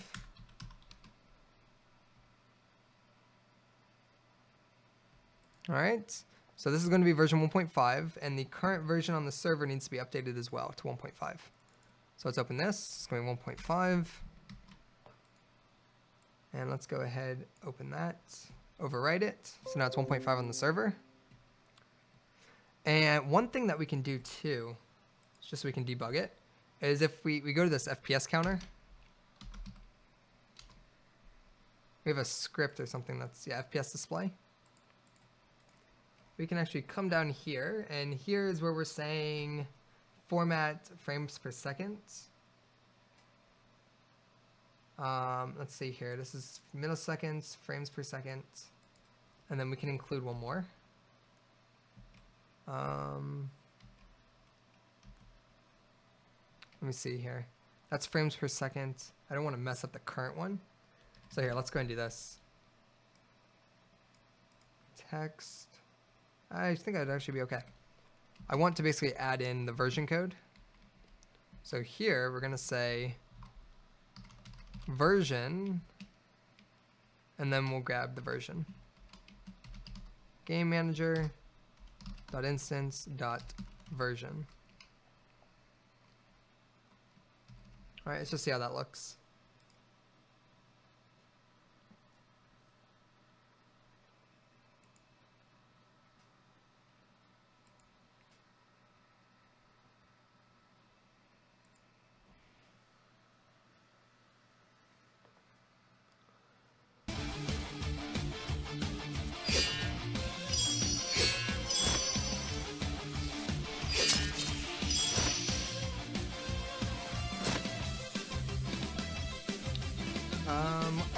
Oh yeah, okay, there we go. So we're at 60 frames per second, version 1.5. Good deal, that looks good. I'm happy with that. All right, so let's go ahead here. We'll save this, and we're gonna create a new APK for it. So we need to go to build settings. I'm going to go to player settings. This is going to be bundle version code is 6. You increment it every time. Version is 1.5. IO2CPP enabled, and we're good to go. From here, we have to go to publisher settings. I end up to, okay, good. All this stuff is good. And we can build. So this is going to be version 1.5 APK. All right, we'll go ahead and release this on the Play Store. And I have 1.4 installed on my device. So it took about 5 minutes, I'd say, to have it update. So we'll go ahead and do that again. All right, so let's go to the Play Store and publish.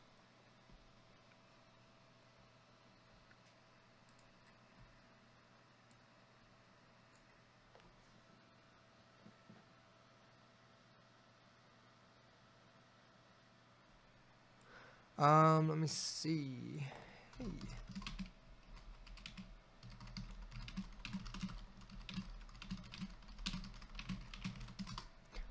Daniel, if you're watching this, once the stream is over, we're almost done here. I'll check it out and help you out, buddy. Alrighty, so let's go ahead here. We're going to go ahead and create a new application for this. We're going to go to Dungeon Escape. We have to go to our Manage Release. Release Management. Let's go to the dashboard. And we're going to manage. So right now we're 1.4. We're going to create 1.5. All right, so once the APK is finished, we'll be able to just upload it and we're good to go. And then we can test out on the mobile device the upgrade version.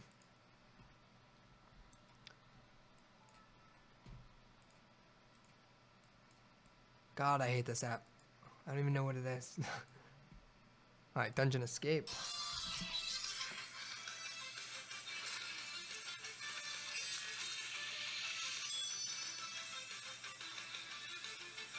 Yeah, so as you guys can see, I'm getting like 34 frames per second.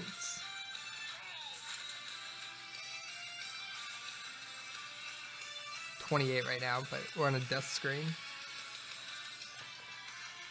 So we'll continue with an ad. So here's an ad that you can actually watch. Because I did continue with an ad, I can't skip it, so I actually have to watch it. And then once it's done, it will take me back automatically. Like I'll be able to X out. So this is Unity ads integration working.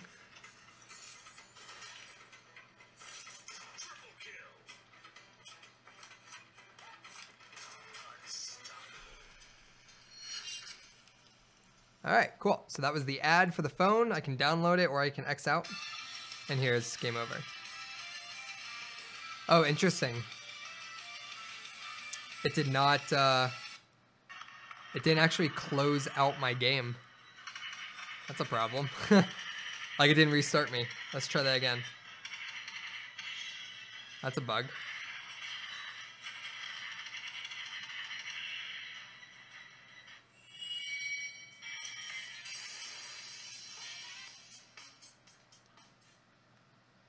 So every time I watch one of the ads, I get maybe like half a penny.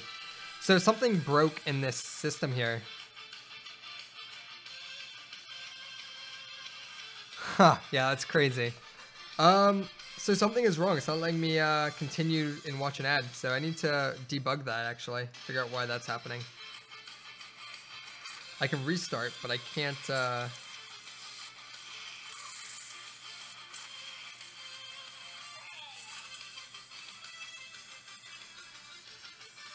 oh, you know what? Let me try getting to a checkpoint first. Let's see if that's the issue. All right, and that APK finished. So here, let me go ahead and let's update this first. V1.5, release notes, fix shop menu UI.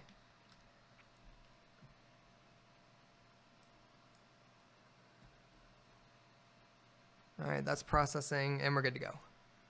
Hit save, review, and roll out. So let's go ahead and take a look at this issue, and by the time we're done, we should be able to download it.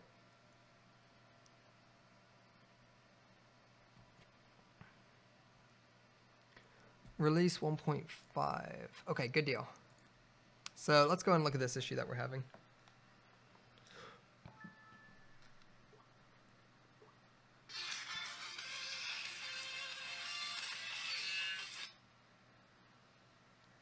Oh my god, this stupid app. What is this? Alright, let's see here. Let's get to a checkpoint and see if it works. Because I tested this earlier and it was working fine.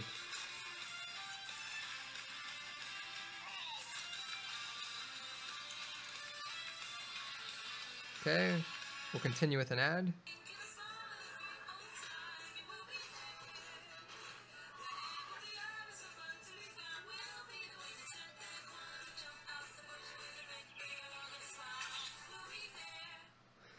Yes, White Shark. This will be uploaded to YouTube immediately after the stream. Wow, so something like seriously broke. Yeah, something like really broke on this system here. Pretty sure it was working before. Alright, so I'm gonna have to actually debug this in Android Studio now, which is very annoying. Let me see here. Where is this code? This is inside. Now you want to help the bears. Let's go ahead and check this out. Inside of our UI manager is where this code happens. Inside our canvas, we have our game over screen. So if I run this in the editor, it's working fine. Interesting. Let's test this. I know it was working on before on mobile. I'm pretty sure it was. Let's go ahead and just kill ourselves here. Oh!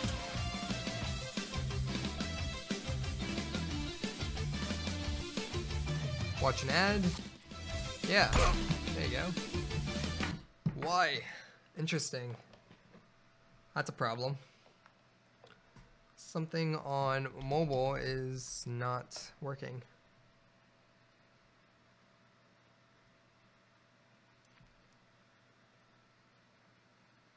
So let's go into Android Studio here. Let's go and check out the logs that are happening.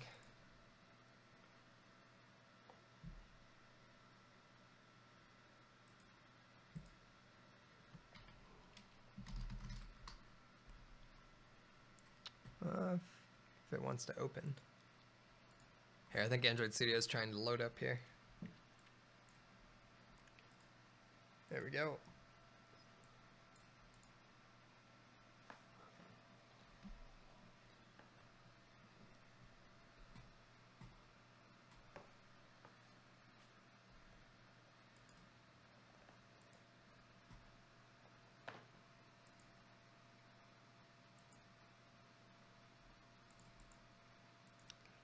Huh.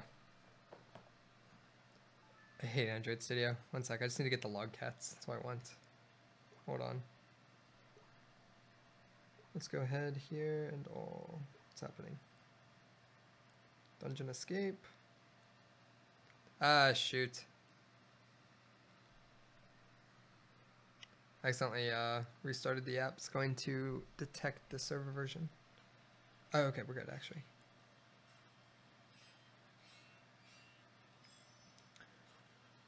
Alright, so what I need to do here is I need the logcat information. So it's not detecting any devices here, which is very annoying. I need to configure the Android SDK. So let's see here. Where is this? No SDK, why not?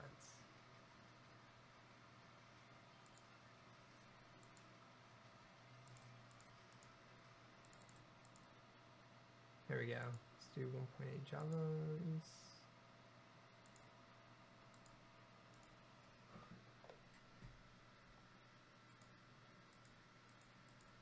No debuggable processes. Great. Let's see. API 28, 27.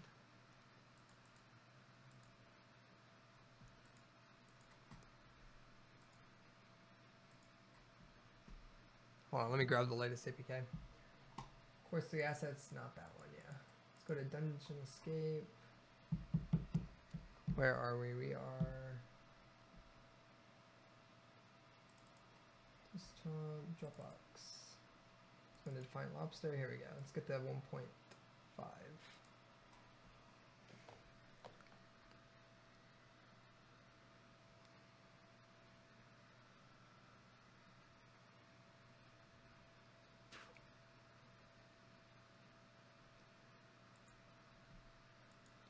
So this thing is telling me to add an SDK version. That is super annoying. Guys, when you're working with Android development, Android Studio is literally the worst thing to debug.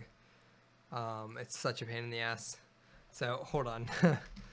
Please configure Android SDK, Android Studio. It's not even detecting my phone. Let's see here. I just encountered and solved. First, you should check the directory, like other threads to scrub. Then you can check whether the build tool version matches the SDK version. Nope.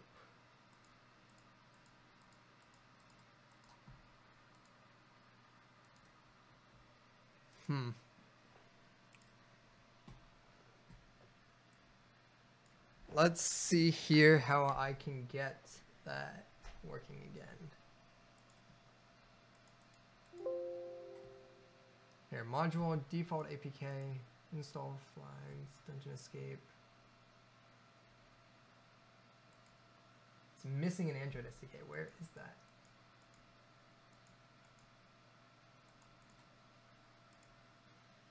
Let's see.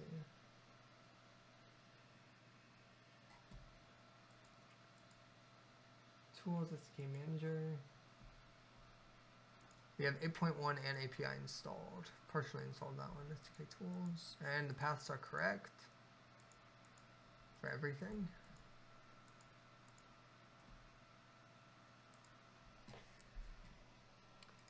Interesting. Yeah, I do not see what is the issue here.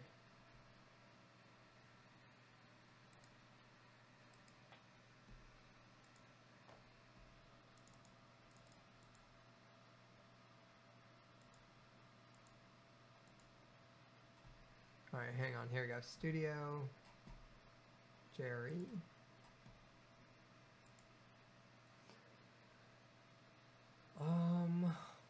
Sources.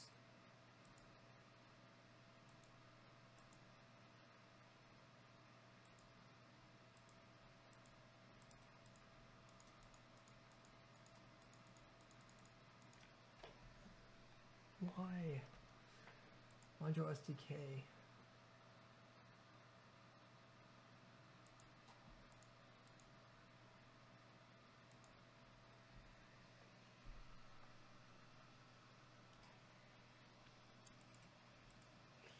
Wow, well, this is going to be a pain in the ass. I might have to actually debug this off stream because I got to figure out what the hell's wrong with Android Studio. It's such a pain in the ass to debug. It's pretty much just a process of literally looking online for whatever I can find on why it's being a pain in the ass. So it wants me to please configure Android SDK. Android Studio, I don't know what version this is.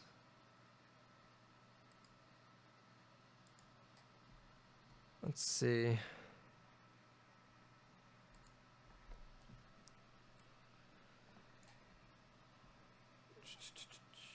For my project, build Gradle, build tools, and then open the SDK manager. Make sure you have the same version of SDK installed. I feel like restarting is not my problem. Well, let me go ahead and open up a different APK though. One sec.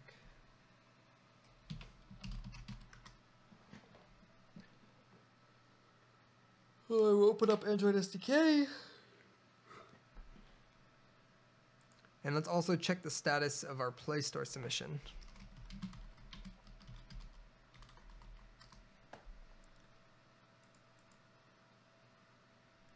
All right, so let's type in here, Dungeon Escape, Defiant Lobster. All right, what version are we on?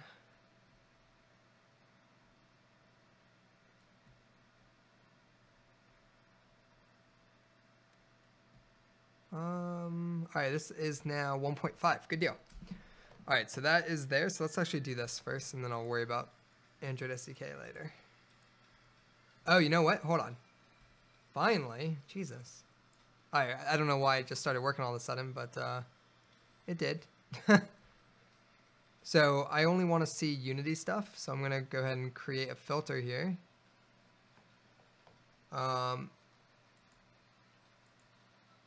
Edit filter configuration. I want Unity.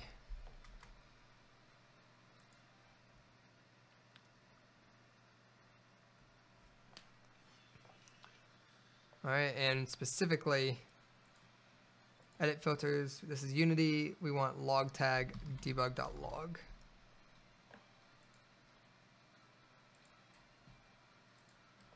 Hang on. Oh, maybe that was incorrect. I can't remember this. Log tag log message, maybe it was. There we go. Okay. So if I jump, let's see here. Nope. Why?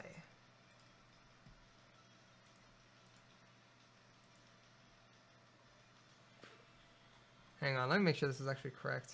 Is this showing me anything related to the game?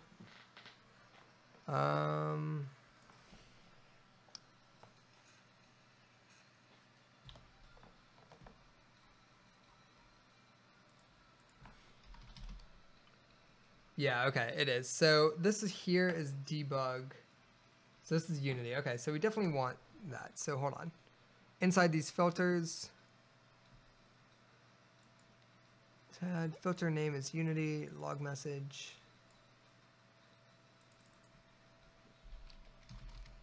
Inside Unity. There we go. All right, so here in the app, let's go and just jump a bit.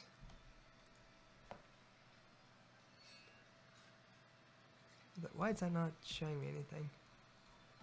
Here, hang on, guys. I'm not sure what the keyword is I'm supposed to be doing here. What is it? It is... Let me see here. Create a logcat filter.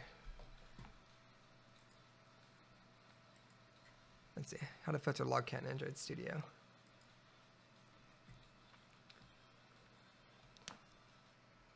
Filters, process name. Here we go. Create a new logcat filter. The type of name you gave the logs in case it's called Wawa. Here are some examples. Yada yada. Okay, log tag. Yeah, I thought so. So in here, let's go to edit filters for the Unity one. Log tag. So debug.log, I believe it's looking for. Although apparently not. Why? Why isn't that working? Let's see.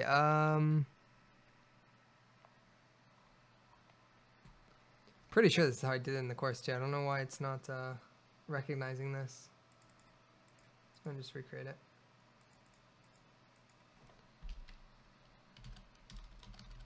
Debug.log.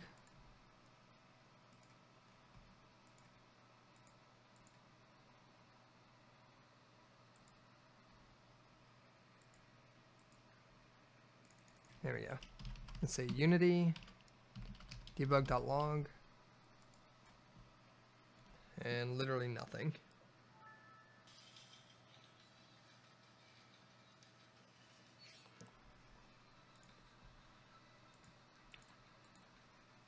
But if I change this to Unity, it shows, what's it show me? There we go. Jeez, I don't know why that was so difficult. All right, here we go. So Unity here, so when I jump, you can see here it's in real time jumping. So what I want to do, I want to delete all that. Let's jump once. Good. All right, so what I'm going to do here is I'm going to go ahead and die and reach a checkpoint. You should just see a bunch of jumping right now. All right, I reached a checkpoint. I'm going to go ahead and die.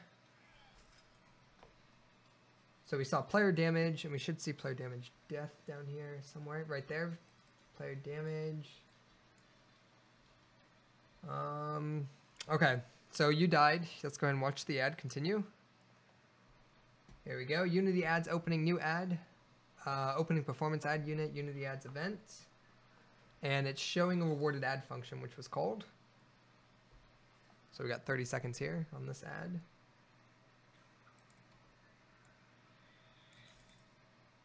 I don't know what the hell happened to this.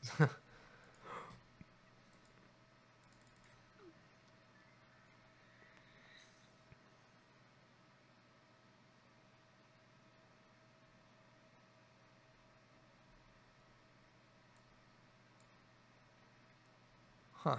That like something crashed. All right, here we go. So, okay, interesting. That time it actually brought me back to the game. I have no idea. Let's see here.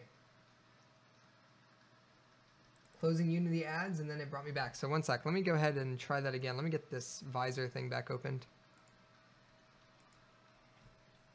So here we are. Hold on.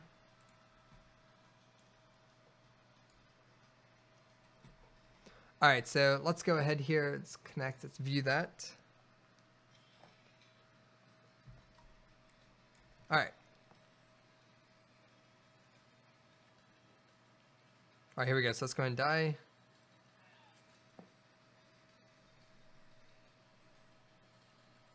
All right, and watch ad. Oh my God, this is a dashboard ad. This isn't even Unity. This is like I don't know what the hell this thing is. It's very annoying though. All right, so let's go ahead and continue with an ad here. So inside of Unity here, it knows where it's doing a show rewarded ad. Do I not have any logs here that print out on the ads manager?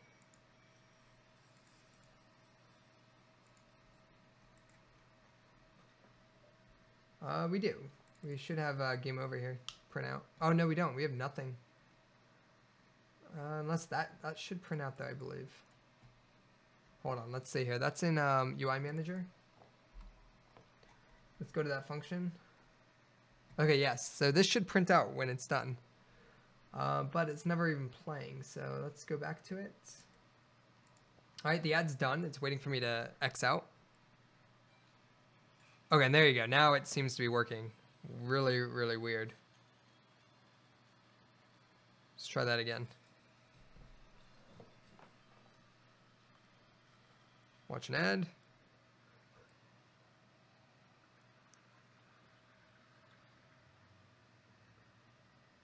All right.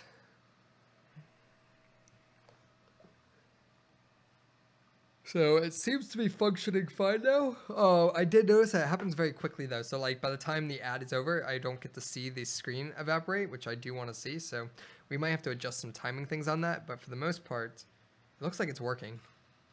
Yeah, I mean, it's working fine now. I don't know what the hell that was.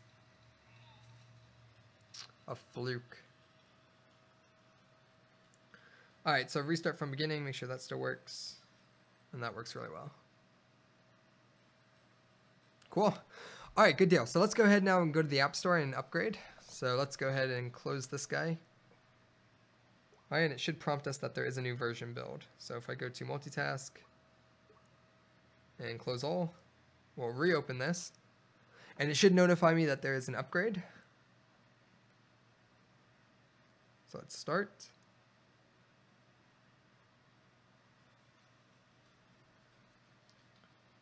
And for some reason it did not.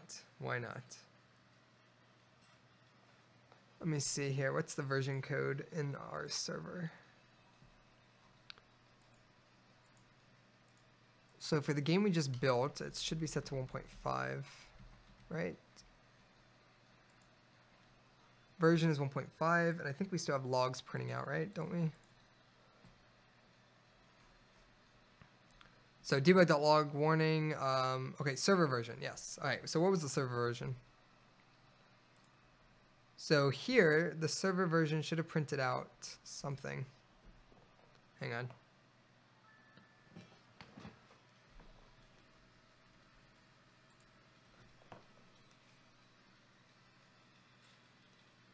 Huh, it like did not. So 1 second. Let me go ahead and restart this. Close all.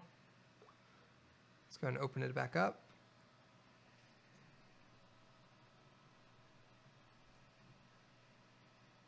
All right, so it just loaded up. All the ad stuff just happened. We're gonna hit start. Weird, it is not printing out that information for some reason. Definitely should be.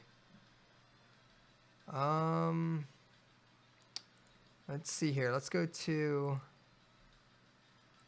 let's search for server version. Or version. Yeah, server version. Let's look for that. Server version. And no. Wow, that is just like a lot of buggy stuff happening here. So here, let's try this. Let's go to let's go here. Let's check our server version. Let's just increase that again. 1.6, save. Let's go to our store here. Let's override that. All right, and let's restart this app.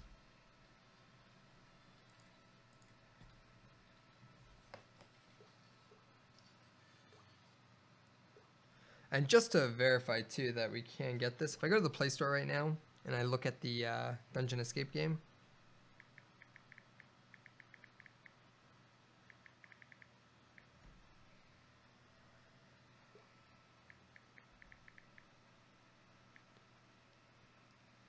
so on here, it says version 1.5, right? Actually, it doesn't. This actually still says version 1.3 on the store, so it's possible it's not even ready yet. Regardless, though, so on the actual App Store, weird, I could have sworn I actually, oh no, here we go. What's new? Fixed shop menu. Okay, there we go. Now it does actually say update. All right, so update is available. So now I changed the version number, so it should definitely launch it. So let's go ahead and make sure it's closed out. Let's go and open this up. Because this is definitely an older version.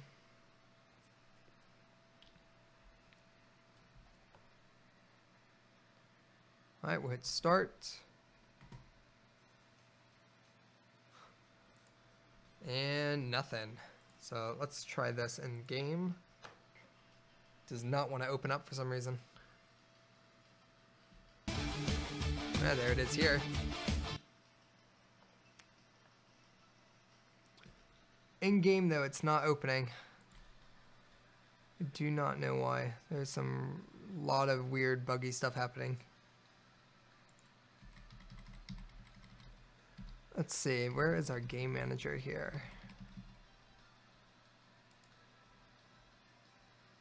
Server version says 1.6.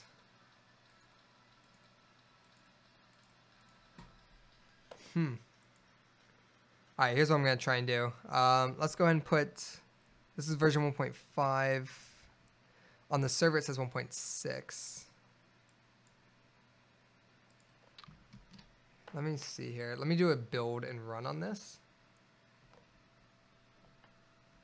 And actually, I won't be able to do that. I need to disable this first. So let's get this out of here.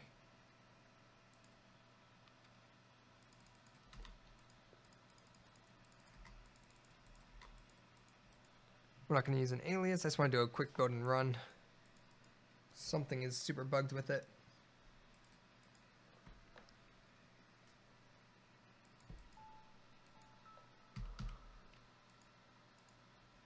All right, we do a build and run here. Let's rewrite our debug mode.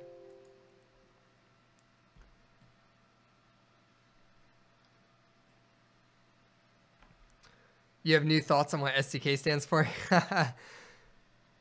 Yeah, working with Android can be a pain in the ass. I mean, Apple was also a pain in the ass, but Apple was very straightforward. If you follow the instructions precisely, you always get a working result. Whereas Android, it's a mess. Mac users, it's a mess, and different Windows users, it's just a mess. But also, I'm just experiencing weird unknown issues. So let's see though. We'll go ahead and build this again, and hopefully, I don't want to upgrade. Let's build this again, and we'll see how it looks.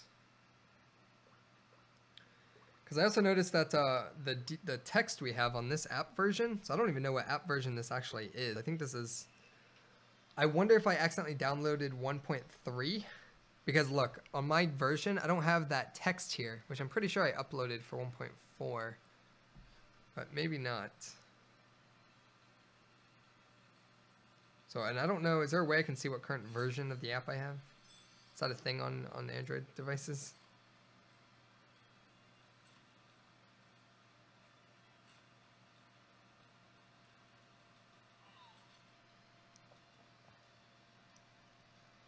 So, and essentially when I restart from the beginning, it should have already told me what my version code is and everything like that. So, it's not doing that.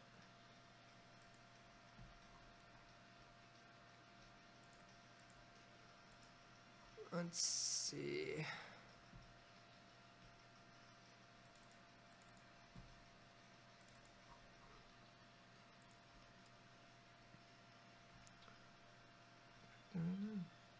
Alright, so this thing's almost done building. I'm going to run this on the device and see if it updates.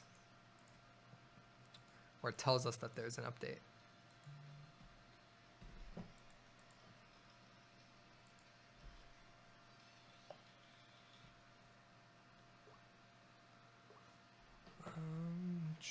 Let's see.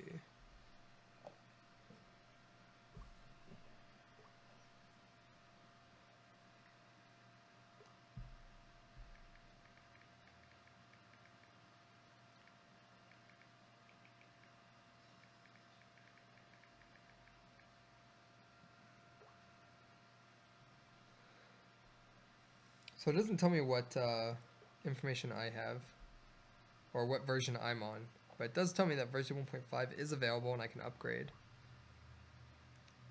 So once we get the new APK of version 1.4 installed, it should be okay, or 1.5. So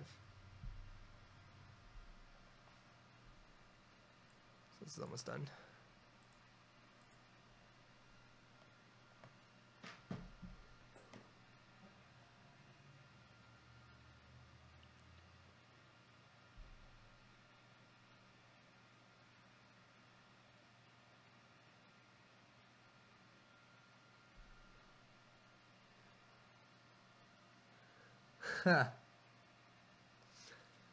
All right, here we go.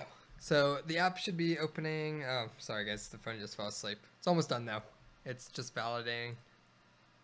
So it should be any minute.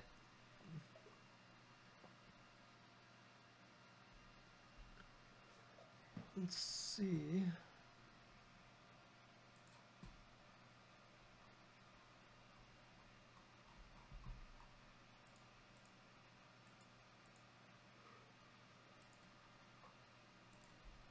Go.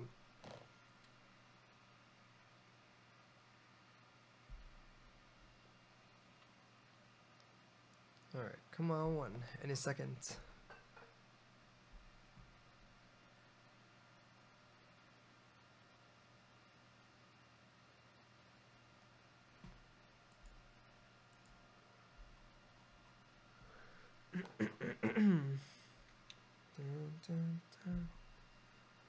Let's see. All right, it's copying APK to the device. So it should be any second. Should just open up on its own.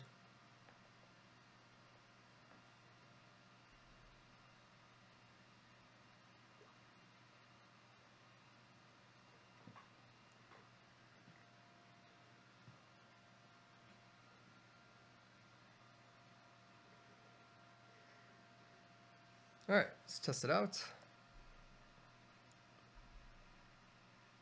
Start.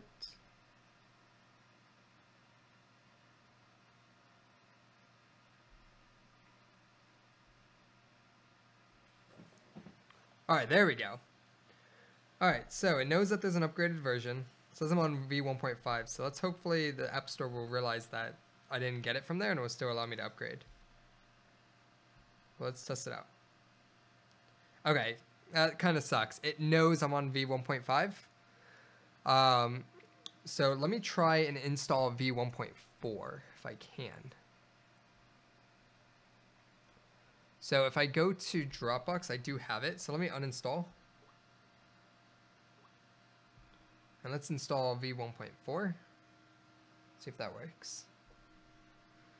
But regardless, it was working there now, and that's all that matters. I'll have to do some more testing with Al, though, to make sure that whatever weird stuff I'm experiencing on the device isn't from a release build. All right, so what I want to do now is go to Dropbox, and let's grab the v.41. Dungeon Escape v1.4 APK. Now the problem with these is because they're signed, I don't know if it's going to let me install this. That's the problem. Let's try it.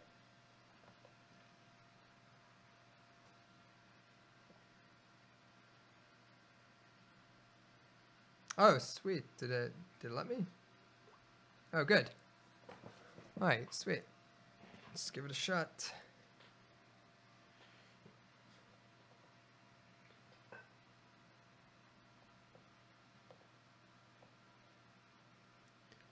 Uh, 15 frames per second when upgrade message on screen. What? Yeah, that doesn't sound right. Something's definitely off on that one. Let me see here. All right, so here we go. Made with Unity, Defiant Lobster. So this is v1.4. So I'm gonna go ahead and start the game.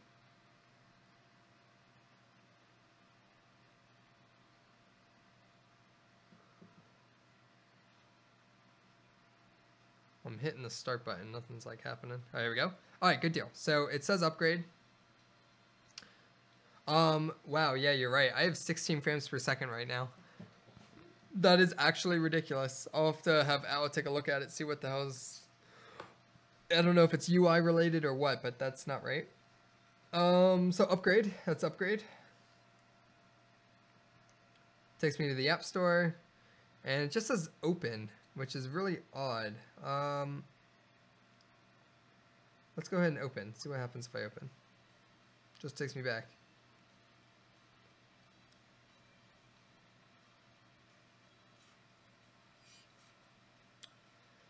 Yeah, that's annoying. It should take me to the upgrade page. I'm assuming it has something to do with how I'm installing the app, but I would think this would work.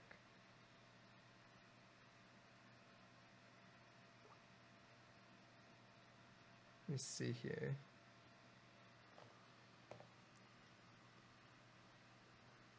Oh, too demanding. I know. It's it's insane. We'll have to make sure whatever graphic we use though is not taking 15 frames away. Really interesting.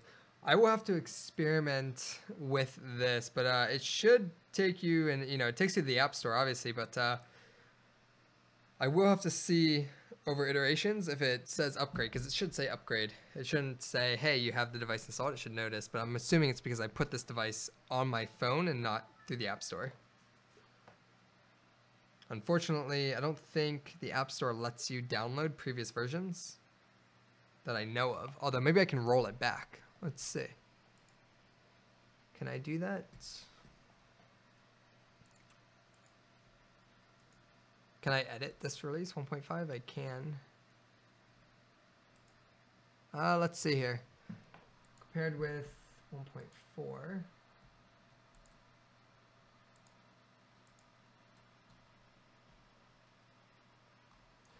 Oh, here, you know what? I wonder if I can go back to 1.4. Let's see.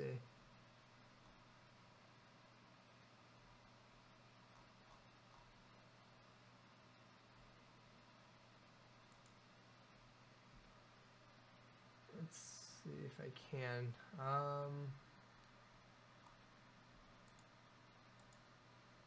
Let's go to edit.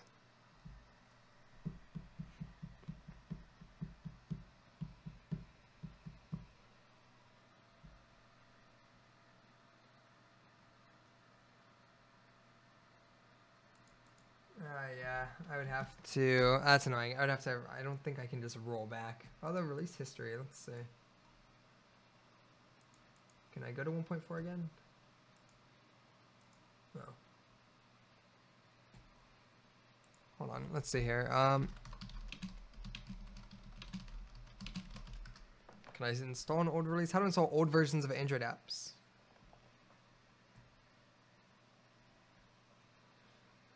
Provided there is no network connectivity, yada yada. With this perfectly alright, there are times when it's certain. Thankfully, it is indeed possible. Okay, it is indeed possible to do so. Alright, let's try this. Here's how you can go about doing the same. Even though how to install Today's versions. students need balance. Alright, to get started, you need to allow installation of apps from external sources on your phone. To do it, navigate to Settings, Security, Enable Allow Installation of Unknown Apps. I can do that already, I think. Alright, so let's go to Settings. Security.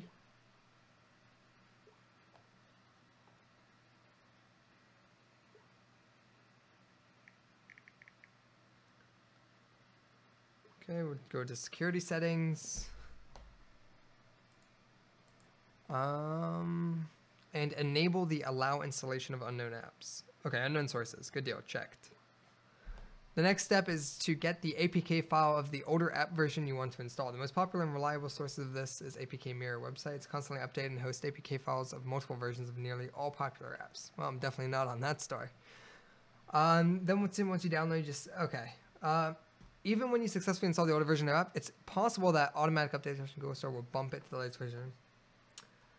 Okay, so I manually did that, but the App Store didn't tell me that I had an update version. So I am not 100% sure why it would do that.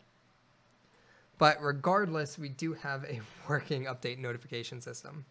I am going to set this back to 1.5. And let's test that actually too on the 1.4 build I have. So if I go to version here, this is 1.5. Overwrite.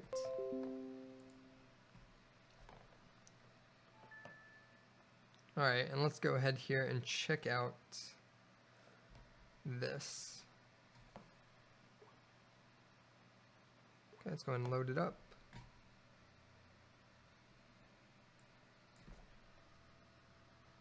All right, let's hit start. All right, so it knows we're on 1.4. I hit upgrade. Takes me to the App Store.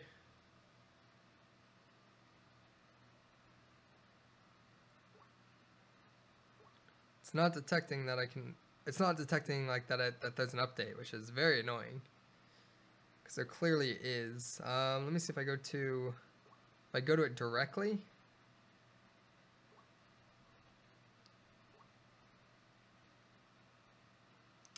Yeah, it is not detecting that I have an outdated APK. So let me uninstall this and grab the latest.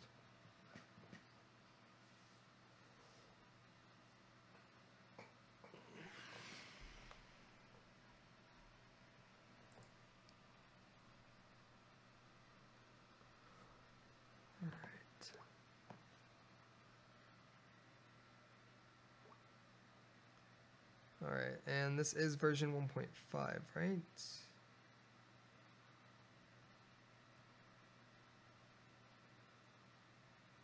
Let's see.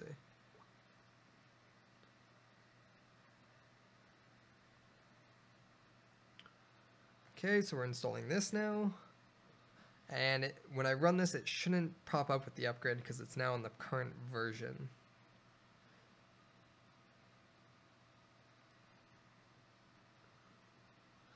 So once I get a version like 1.6 up, I will then be able to test this out and see if it ever becomes an update button, because it should. It should detect that you're not on the same APK version and that the bundle code versions are very different. Let's go ahead and start.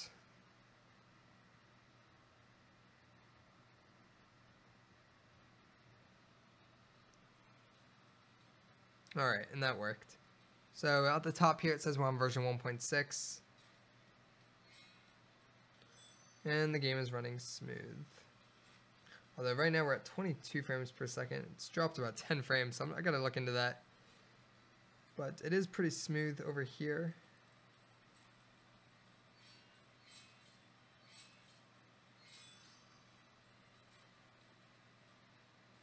Alright, and when we die,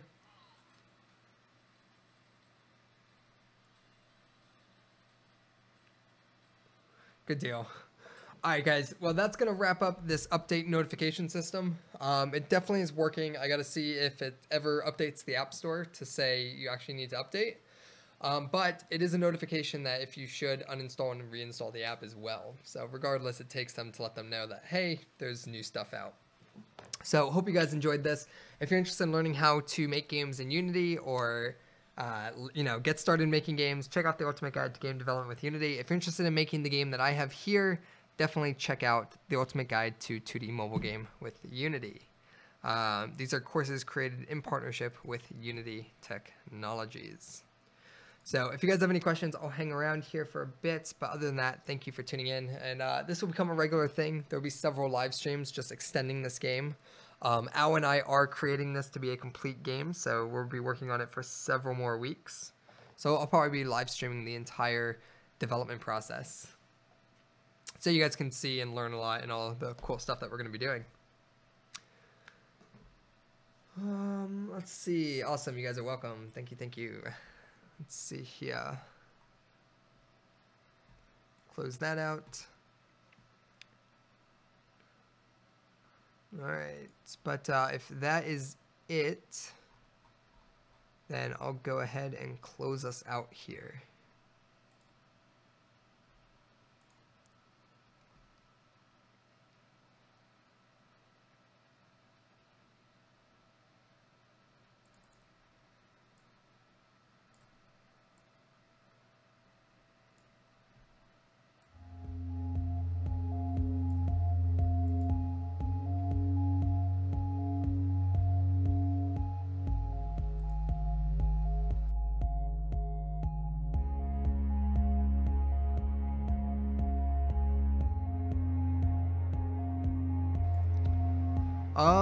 How do I not get tired of those errors always on you or shown on you? Are you talking about these log messages? I don't mind the log messages. These are just internal errors. I just clear them. That's mostly from the beta. There are no actual game errors. There is something with AI that I'm aware of, but I'll fix that when I get to it.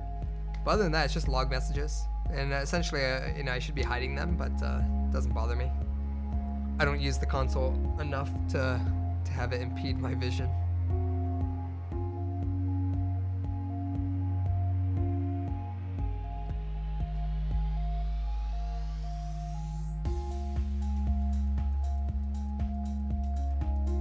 You want to just close Unity when you see one?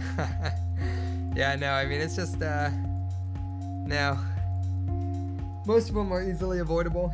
fix them, collapse them, hide it.